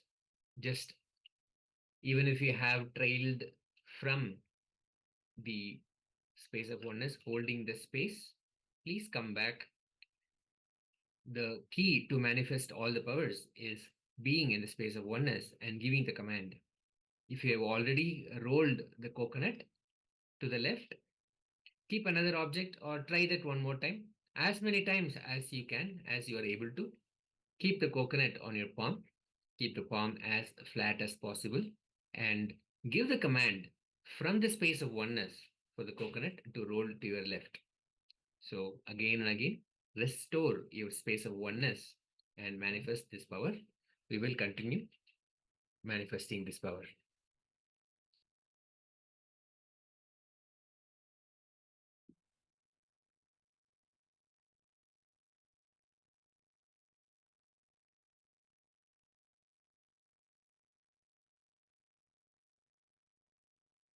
Again and again, come back to that space of oneness.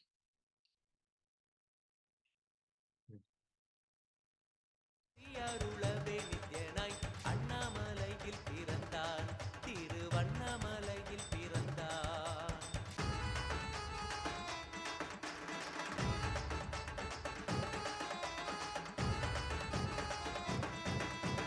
உள்ளும் புறமும் இருந்து உயிர் பக்குவமாக்கிடும் பரமனாம் நித்யன் ஞானப்பாடித்தங்கள் ஏழும் கொண்ட ஞானமும் ஆகியே ஆண்டிடும் நித்யன் உள்ளும் புறமும் இருந்து உயிர் பக்குவமாக்கிடும் பரமனாம் நித்யன் ஞானப்பாடித்தங்கள் ஏழும் கொண்ட ஞானமும் ஆகியே ஆண்டிடும் நித்யன் அண்ணாமலையில் பிறந்தான் புவி எண்ணாத யோகமே கொண்டிட நித்யன் ஈரேழு லோகத்திற்கெட்டார் ஈசன் முக்தி நெறி அருளவே நித்யனாய் அண்ணாமலையில் பிறந்தான் நித்யன் அண்ணாமலையில் பிறந்தான்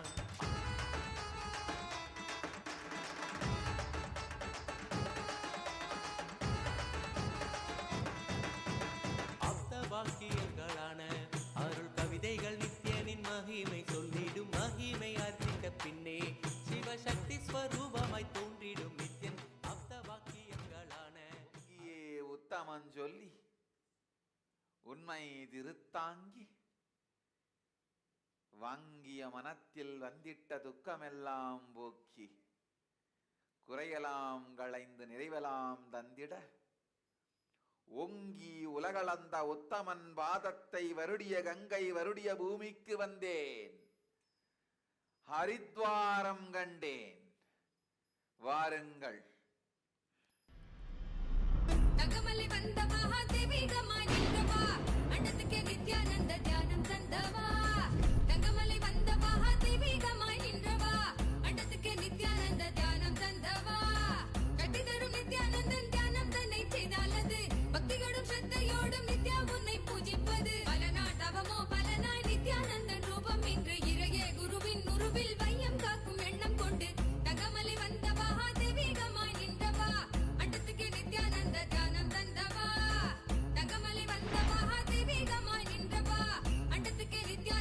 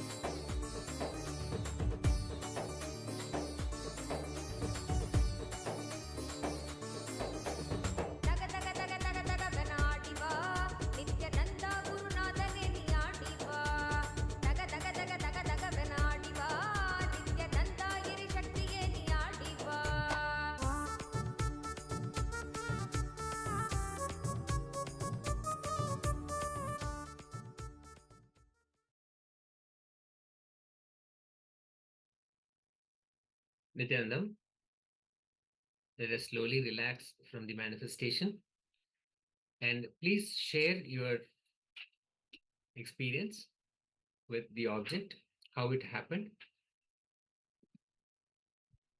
how the manifestation experience was. Share it with us.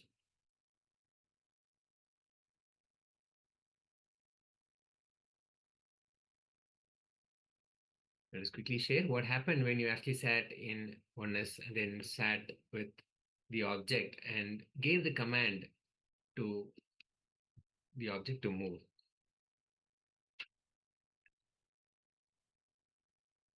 In the next session, we are going to actually listen to Swamiji, the Supreme Pontiff of Hinduism, share his experiences with death. All his experiences, and each experience opened up a powerful cognition, a powerful click, and he will be sharing with us all those cosmic truths at every instance of experience, every experience, how that opened up a new experience. And this will be a very important session where we'll be directly hearing from Swamiji about all the experiences that he has gone through related to death and transferring that experience to all of us. So let us now come back to the space of listening. And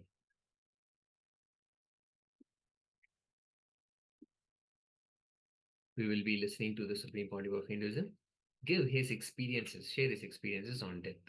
So let us provide our authentic listening and enter into this section.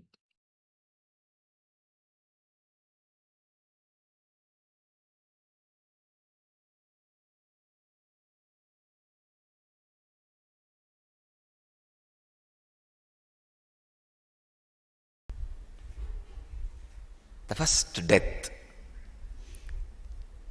I faced in my life, my father's elder brother's son, elder son, he died. He fell into the village well. He went for a vacation to one of his relatives' house. You all know in Indian villages, if the school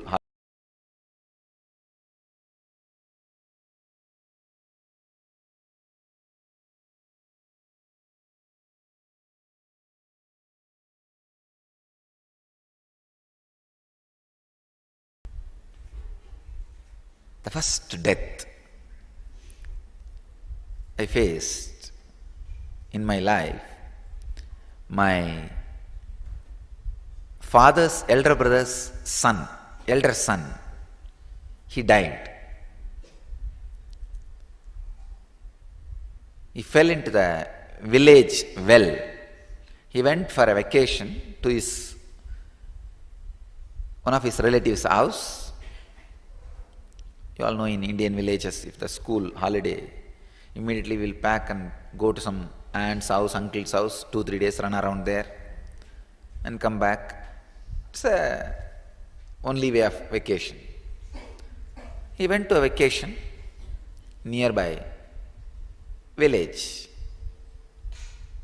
My family is a tight-knit family. They don't marry outside not even outside community, not even outside the family.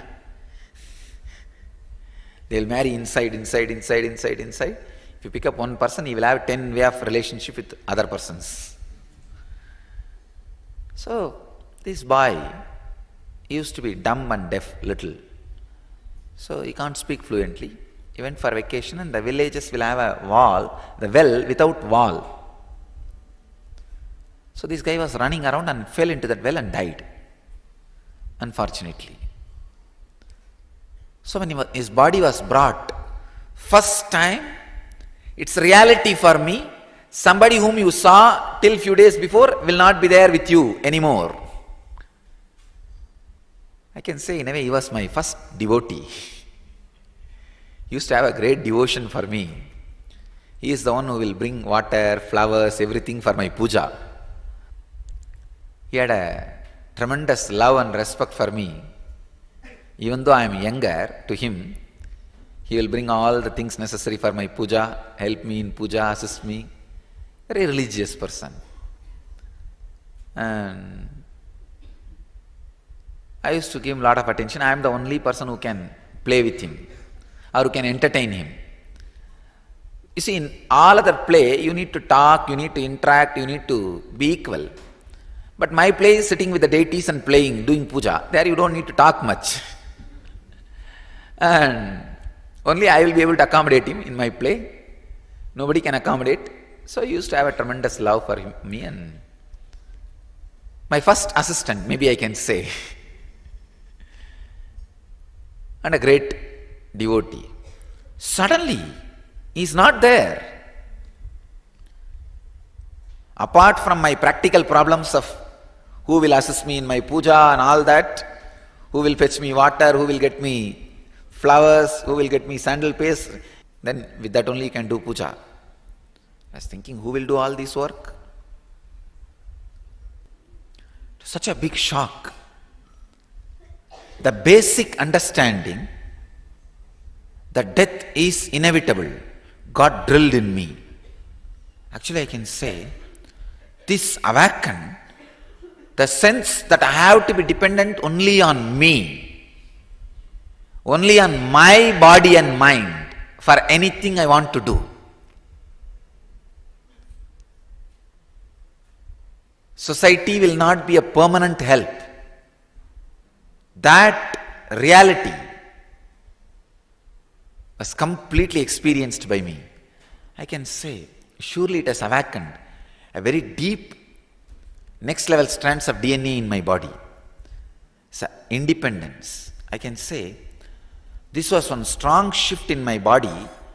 My body has started becoming yogic body. See, my whole idea of depending on somebody was lost. I have to be completely dependent only on the 6 feet frame for anything I have to do. And he was one more close disciple of Raghupati Yogi. Raghupati Yogi was actually working on him to make him speak. I have seen Raghupati Yogi actually made him speak at least on 3 occasions very fluently. But that boy finally asked Raghupati Yogi, no, I think I'll be better if I just live the same way I came, so that I will not have much responsibility in the world. Again, the conscious decision. I have seen Raghupati Yogi made him speak at least on 3 occasions, very fluently. He gave some herbs and asked him to keep on the last part of the teeth and hold. And he started speaking fluently. That funny thing is, holding his teeth he was speaking fluently. That's the most funny thing. Still I remember, the jaws are completely holding the herb, but he is speaking. He is able to create the sounds very properly, very clearly. That was the most funny part. Still I am not able to understand how Raghupati Yogi made it. Anyhow, the first death, that is responsible for my body becoming yogic body. So God, because He used to bring me the Nagalinga flowers, which will grow, the flowers will happen in the tree at least some 6-7 feet high. He is little taller than me, he will climb that tree and get that flower. The flower will be like a 1,000 hooded snake, and inside there will be Shivalinga. It's called Nagalinga flower. So he used to climb the tree and bring the flower. First time I realized, oh God, now I have to climb by myself. Even though Raghupati Yogi has trained me, claiming pillars and all that, the necessity to become an independent yogic body has happened in me with that first death. The second death was my grandmother's, my grandfather's elder brother's wife, she lived the ripe age of more than 103. And till the end, very healthy. The funny part in this is, please understand, the most funny part in this is, all these deaths I am describing happened like a process, one by one. Now if I look back, it was such a great preparation.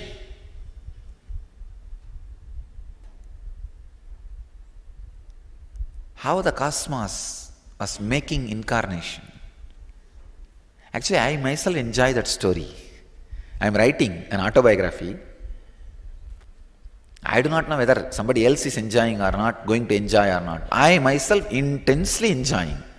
Oh God, what a play! What a leela happening. It's such powerful truth, such powerful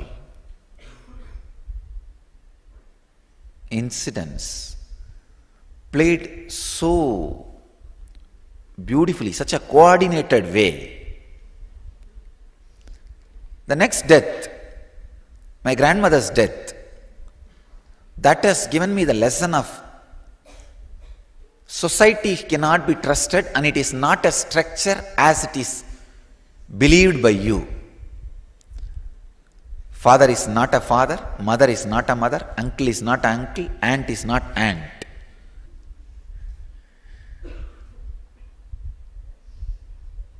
Things can be completely different. See, first time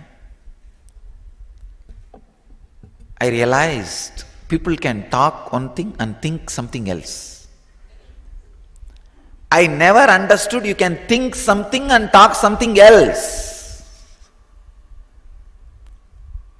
First time I realized during my grandmother's death how people behaved. I saw, see, she died, and there used to be a doctor opposite to my house, very nice person. This old lady, our house had a big well in the center. In villages, you know, the common wells will be there in center of the houses. So in my whole street, this is the only well which can give water during summer. During summer, all other wells will dry up. So this poor doctor, during summer, he has to come only to this well for water. And in villages, it's like they will, water and food and all is practically any house you can go and eat. I have seen, at least when we were born and brought up, that we all kids will go to any house and eat in that 30-40 houses. It will be aunt, uncle, father, father's brother, brothers, in-laws, sisters, husband. Some way it will be related. And so this doctor also has to come here for the water. This old lady who died, my grandmother, she had a strong belief that after the sunset, the needle, water, fire, all these three should not be given. So, for some urgent thing, after sunset, if they come for the water, this lady will shout and she will take away that vessel with which they fetch water from the well and hide it.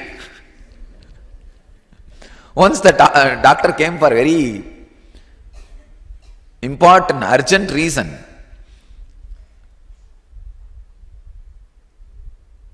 emergency for water, this lady did not give.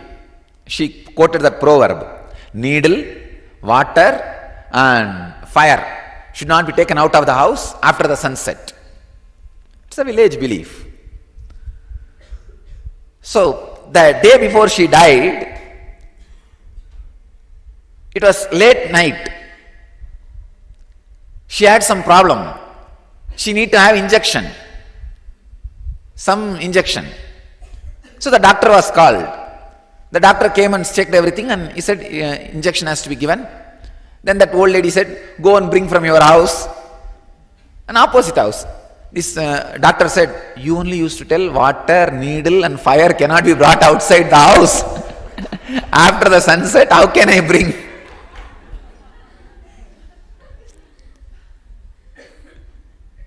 That old lady could say neither say yes nor say no. She said, no, somehow save me, save me. Then finally the doctor is a good person. He went and brought and did whatever he can, but he couldn't save naturally because she's too old. And next day she passed away. I just remembered, oh God, this lady to whom she's not giving, but that guy is giving so much. That's one understanding. Second, when the death was declared, I saw all my family people, they were all sitting and they were all very normal, happy, actually waiting for her to die because she had a lot of money, jewelries. Those days, that silver coin, in India we had a habit of silver coin, pre-independence, silver coins. A lot of those coins she had under her bed in a trunk box. So now all these fellows will get a share. But she herself did not have any kids, but her brothers and their kids, many, and finally each one will get one, maybe little. But they were all waiting for their share. They were waiting for her death. The moment she died, I saw these fellows were very cool. They did not cry immediately. They went to their rooms. Each one will be given one own room, usually in the joint families. They all went to their rooms and changed the dress, put on very simple clothes, removed all the costly jewels and put on simple jewels, came and assembled in the hall, center hall, as if like a scene. And the first one say, start, oh, they started crying. It's almost like a Divya Shariri. The moment I say, they start jumping.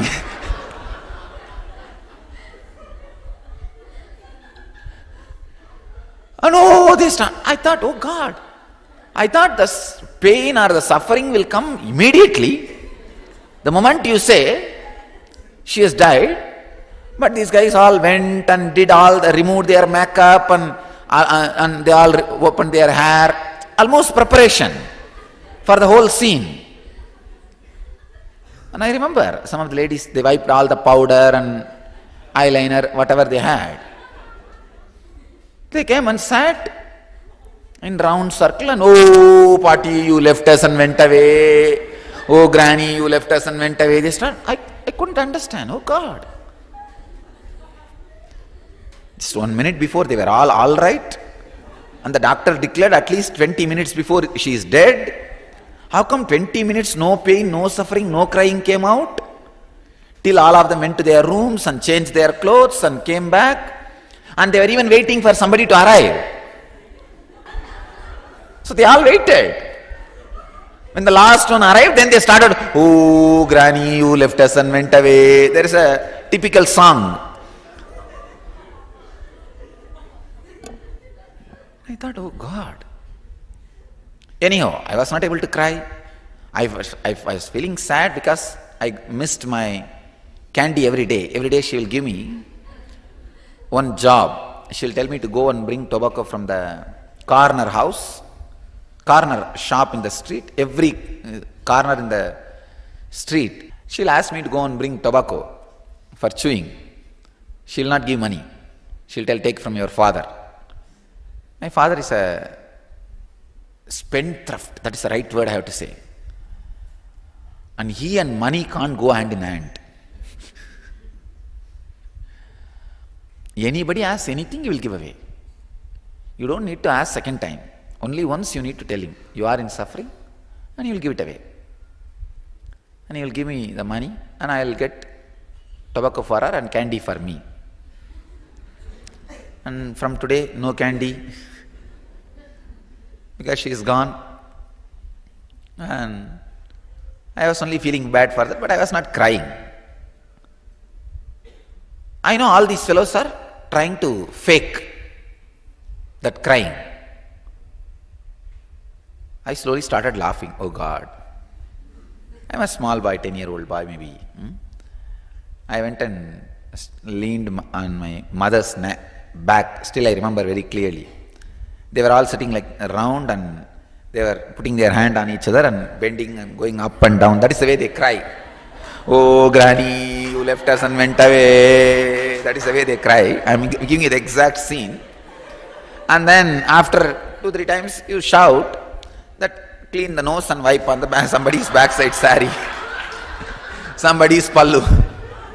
And then, oh, the milk which we boiled for yesterday got spoiled. That's all verses.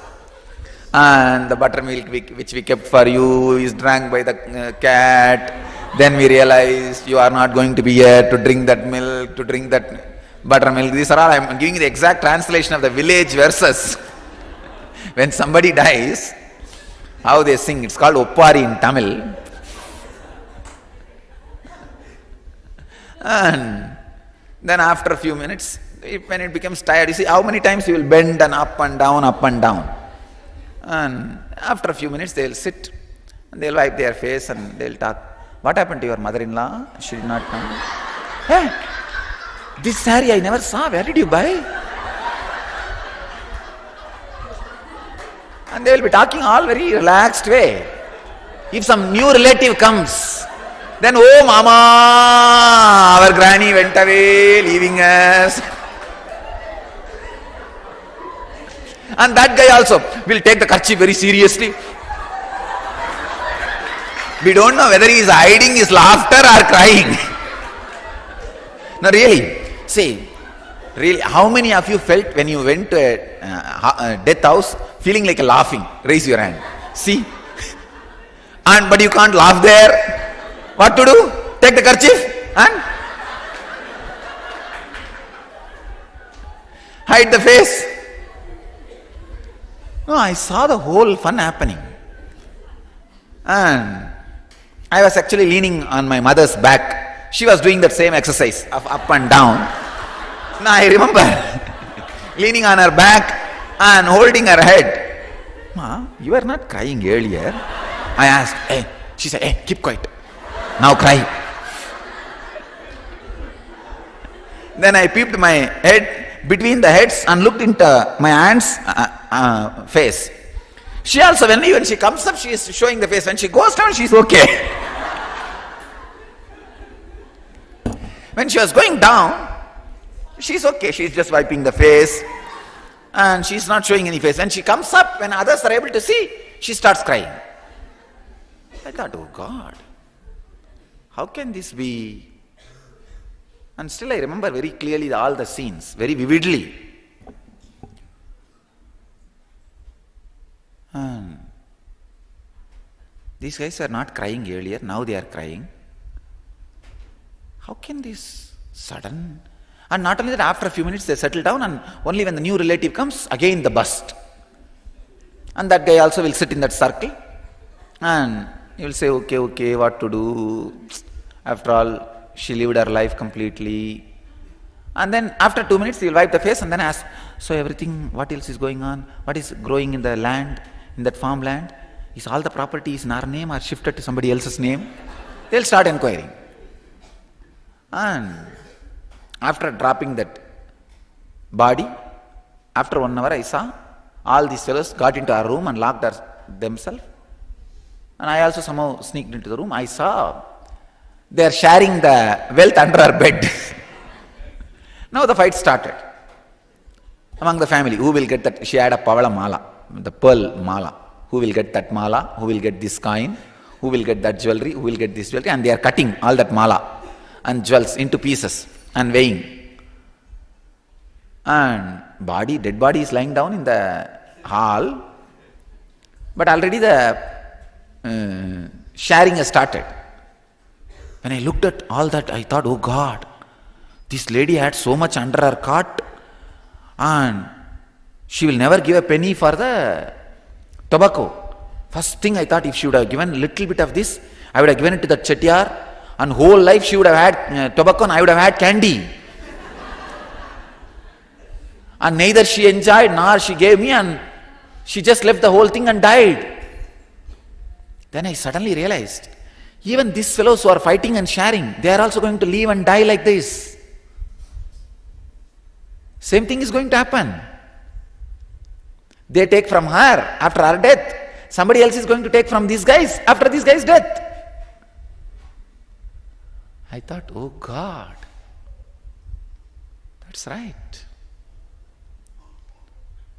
So, what is the use of this whole thing? Then what is happening in this whole thing? Just somebody steals from somebody, legally or illegally. But it is all just stealing. If you are caught, it's illegal. If you are not, it is legal. That's all. Otherwise, from here to there, it's all just stolen. Nothing else. First time, my idea about society crumbled down. Because one of my uncle was forcing me. I cry. I said, no, I don't feel like crying. He said, no, everybody is coming, cry. I said, no, I won't. Then he slapped me. I just held his hand and said, if you touch me once more, I'll tell everybody what all you guys did in the room. Fighting for our jewels. Then my father intervened and said, you know, this fellow will really tell.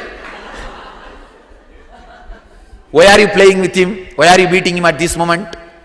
He will really sit outside and tell everybody before they come inside. Then they understood the danger. They put me in a room and locked me. They locked that room. I was inside that room. I can say, I cried for maybe half an hour or 1 hour. Then when I just fell, it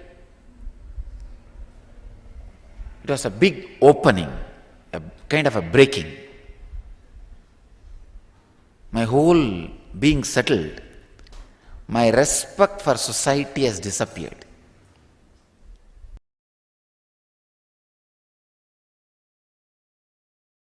I was living near a place called Varanasi, one of the sacred pilgrimage center of Hinduism, place called Ghazipur. I was serving a sadhu, old monk, who was very sick. It's a small town, a small hospital, a small ward, some 2-3 steel cot and bed, and few old steth and BP machine, and a green screen. You can visualize an Indian village hospital, you can imagine. This sadhu whom I was taking care, next bed, the patient was about to die. This old doctor and that old nurse, both of them are trying to revive him, support him. He was, the patient who was dying must be less than 50. So they were trying to help him. But I could see he's already started dying. Please listen. First time I saw death in 4 dimension. I'll describe as much as I can. You have 7 parts in you. Your body with flesh, blood. This is the first part. Second is your breathing. Your breathing, that's the second part. Third, you are thinking. Fourth, you are feeling. Fifth,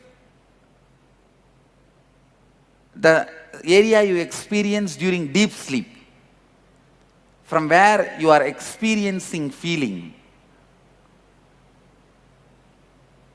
Understand? First, this flesh, blood. Second, breathing, prana. Third, thinking, mind. Fourth, feeling, emotions. Fifth, the deep sleep state, which is called causal layer, from which all this feeling, thinking, everything happens. Sixth, the soul, your individual soul, consciousness. Seventh is the cosmic soul, Paramatma, Nirvana, enlightenment. All these seven put together is you. Please listen. If the cosmic soul is an ocean, your private beach is individual soul. Clear? If cosmic soul is ocean, your private beach is individual soul. So you can't say individual soul does not belong to cosmic soul. Your private beach is also ocean. You can't say you are having ocean. It's your private beach. How many of you understand? So all these seven put together is you. I could see this guy moving from one to another. First, in his body, the heavy pain chemicals are released. How many of you experienced scorpion bite in your life? Scorpion bite. Scorpion bite. Any? Usually, if the scorpion bites in that area, for you not to feel the pain, your body will release the painkillers, anti-pain chemicals. That will only make that whole area swell.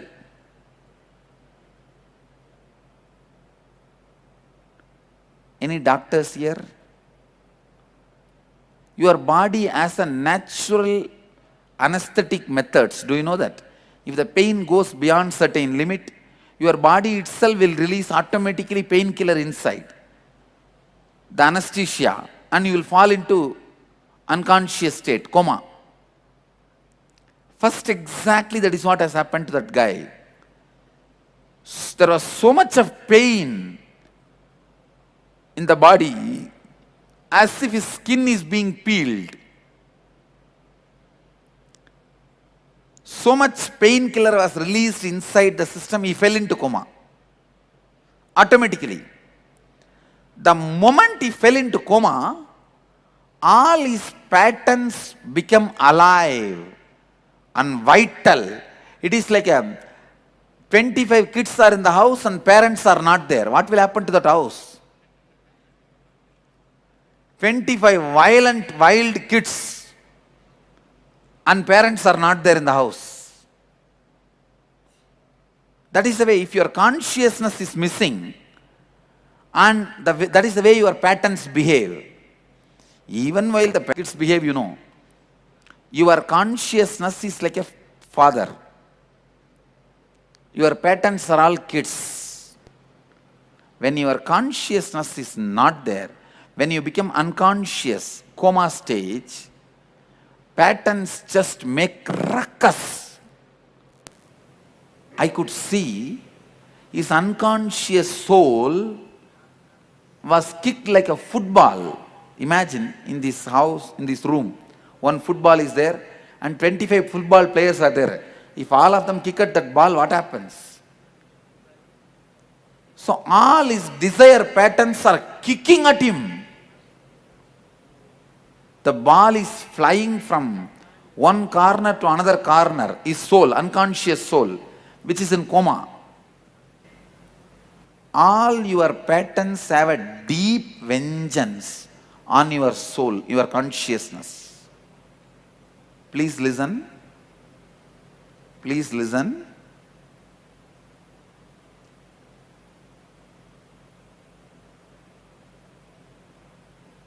I could see in that person all the desire patterns are kicking him, asking, I told you fellow, I want to live, I want to live, I want to live. You did not fulfill me, complete me. Desire is nothing but the commitments you gave it to you. Understand? The commitments you gave it to you, all stands there and questions you. Why you did not fulfill me? Honor me. Then somehow that soul jumps to the next level. Next level, all the guilt, inauthenticity comes up. And say, I told you we should have lived like that. Why did you do this? The first, the lack of integrity patterns are kicking you. Desire. Next, inauthenticity. The guilt patterns. I can say this is the space when the individual soul feels hell. So individual soul experiences hell. Getting it? Hell is not actually separate. Geographical, it is psychological.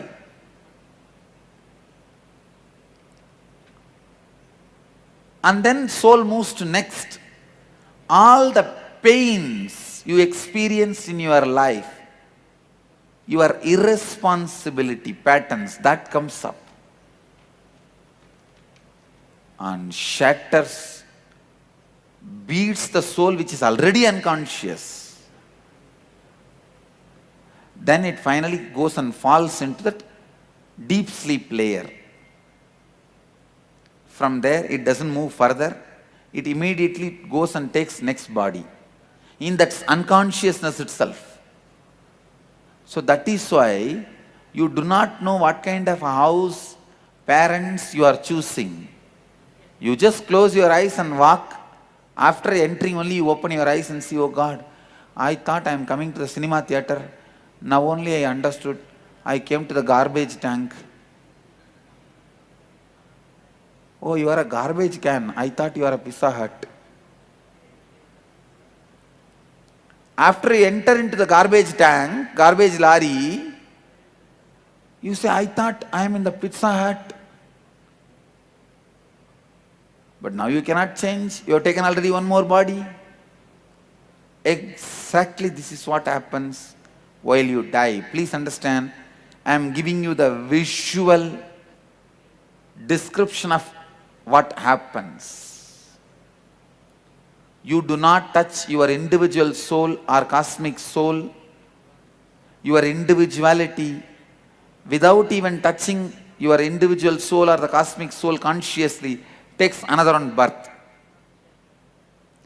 It is like you are dreaming, without even waking up, you fall asleep and again dream. Again fall asleep, again dream. You never come to waking state. How many of you understand? That's the way body is assumed. This is the third death I saw in my life.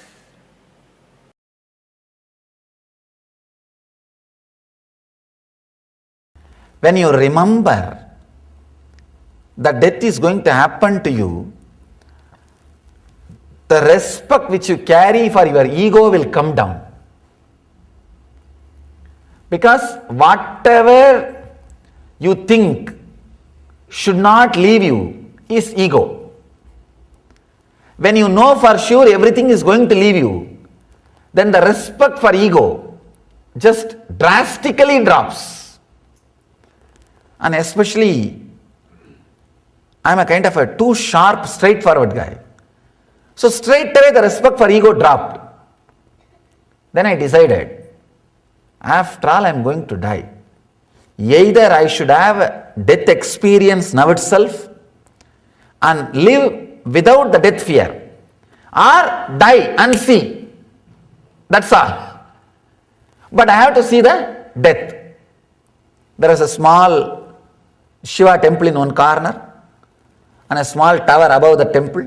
I went and sat in that tower so that nobody will disturb me. In one corner I sat. If you see in the biography souvenir, you will see the photograph where I had the death experience. I sat there. From there I started seeing the dead bodies being burnt. Still I remember the strong click was when an elderly lady's body was being burnt. I saw her, she had a big belly, the cloth burnt and the fat which was there in the belly started burning and melting and flowing. Sorry for describing too vividly. I could see very clearly because the cloth got burnt, the body is there and the fat is burning and melting and flowing. Because the fat is flowing, the fire is still burning with a full speed. That gave a very strong click into me and said, oh God, yes, same way it is going to burn. And same thing is going to happen to this body also. Let it happen. That click opened up a deep fear of death. And that fear, when it spread all over the body, when I faced it consciously, I could see very clearly that fear spreading all over the body. When the fear met my awareness, hit my awareness, that became death experience. Understand? Whenever your fear is suppressed, it stays inside you as a suppressed fear. Whenever it comes out and you are not consciously facing it, it becomes a fear stroke and shakes your whole nervous system and breaks it down. If it is faced consciously, it becomes death experience. The fear, death fear, if you just escape, run away, when that fear happens, it becomes death. When you face it consciously, it becomes death experience. Death fear plus subconscious is suppression. Death fear plus unconscious is nervous breakdown. Death fear plus conscious is death experience. Understand? I have given a clear explanation, clear equation. Death fear plus subconscious is suppression, perversion.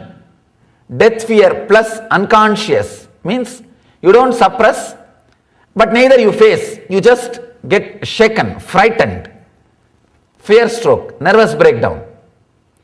Death fear, conscious awareness is death experience. I was able to see very clearly the fear which rose when I faced it consciously with awareness became death experience. Means I saw clearly the body is dead. It's not moving. 2.5 days, no food, no water, no thought, no question, no doubt, body was there. Only after the experience I realized 2.5 days passed. It was there. I could see with closed eyes, the body is dead and there is no movement. Suddenly, after 2.5 days, the click happened. God, body is dead, but I exist still. I am there. That clarity, that click, when it clicked, it became such an intense ecstasy. The fear of death left once for all. And it has become such a deep ecstasy, such a joy, such bliss. And slowly opened the eyes. I was able to move the body. First thing I felt was such a deep ecstasy and gratitude. I went down to the Ganga. It was just a few feet.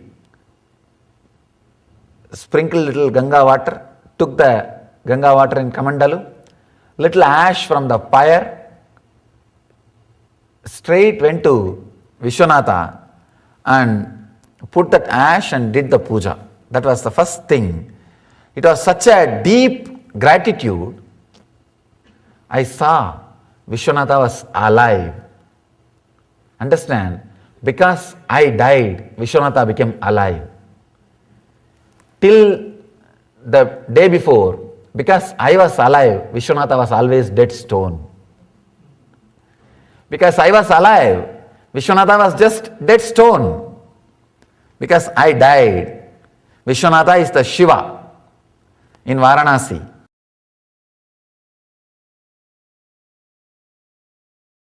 Fourth death. Fifth death is in Bangalore. See, after my own death experience, I came to Central India. In the Central India, I realized my incarnationhood in 2000. Then 2001, I came and settled down in Tamil Nadu. And 2002, I came to Karnataka. 3, I started this Sangha organization. In 2002 end, or I can say 2003 beginning, I think. In Bangalore, I was attending a patient, one of our devotee. To heal, I went to hospital. In the hospital, next bed patient was dying. That time I watched. The patient was dying without any pain, like a knife in the butter. He was very smoothly leaving the body and disappeared into the ocean, enlightened. I was shocked when I investigated. I did not see any special reason why this guy became enlightened, because he was not a meditator, he was not a religious guy, no guru. I was wondering how come he became enlightened. When I contemplated, I realized he was dying in the presence of an incarnation. So naturally, my presence has contributed for his peaceful passing away. Then I meditated, how can I give this help to people? If there is any way I can help people to have this peaceful death,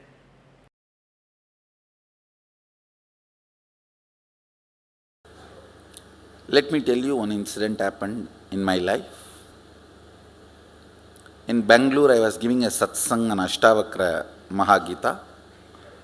I received the information my father passed away, massive cardiac arrest, and he passed away. My mother was in the satsang. So I continued the satsang, and after the satsang, after darshan, when I got into my car, called the mother and made her sit in my car, and she's a village lady. First time in her life, she is leaving my father alone and coming and staying somewhere outside in her 27 years of marriage. And he passed away. I don't know how many of you will believe. I lived there with them 17 years. I never saw them even once arguing with each other. I'm sure they would have had difference of opinion, arguments, because they are human beings. Even Mahadeva and Sati had argument. What about, come on, even he had marital problems. So, no, I'm not saying they would not have had, but at least they managed such a way that never in front of us, never in front of kids, I've seen them raising their voice or arguing. Very happily they lived. So she's sitting next to me, and I'll tell you exactly just few words I told her. First word I said, Ma, I think father is not feeling well, he is in serious condition. She just looked into my eyes. Next statement I said, I think he is dead. She looked into my eyes. Third statement I said, Please understand. I'm talking to my mother inside the car where nobody is there. It's a complete private conversation. I told her, you know, I can bring him back. Do you want? That's all I asked. You know, I can bring him back. Do you want? The statement she made, I tell you with all my integrity, Swamiji, that is between you and his soul. I will not interfere. That is between. Just now she received the news and she knows I can bring him back. She's a village lady. She did not have time to think and answer. Spontaneous, straight answer. I know how dependent she is on him. She said, in Tamil she said, Swami, அது நீங்களும் அவரும் முடிவு பண்ணணும், நான் தலையிடக்கூடாது சாமி. I just hugged her and said, that's why I chose you as my mother. There are many moments you are proud of me, now I am proud of you, I told her. There are many moments you are proud of me, having son like whatever. I said, now I am proud of you. I told her in Tamil. பல நேரத்தில் நீ பெருமைப்பட்டிருப்ப, இப்போ எனக்கு பெருமையாக இருக்குமா?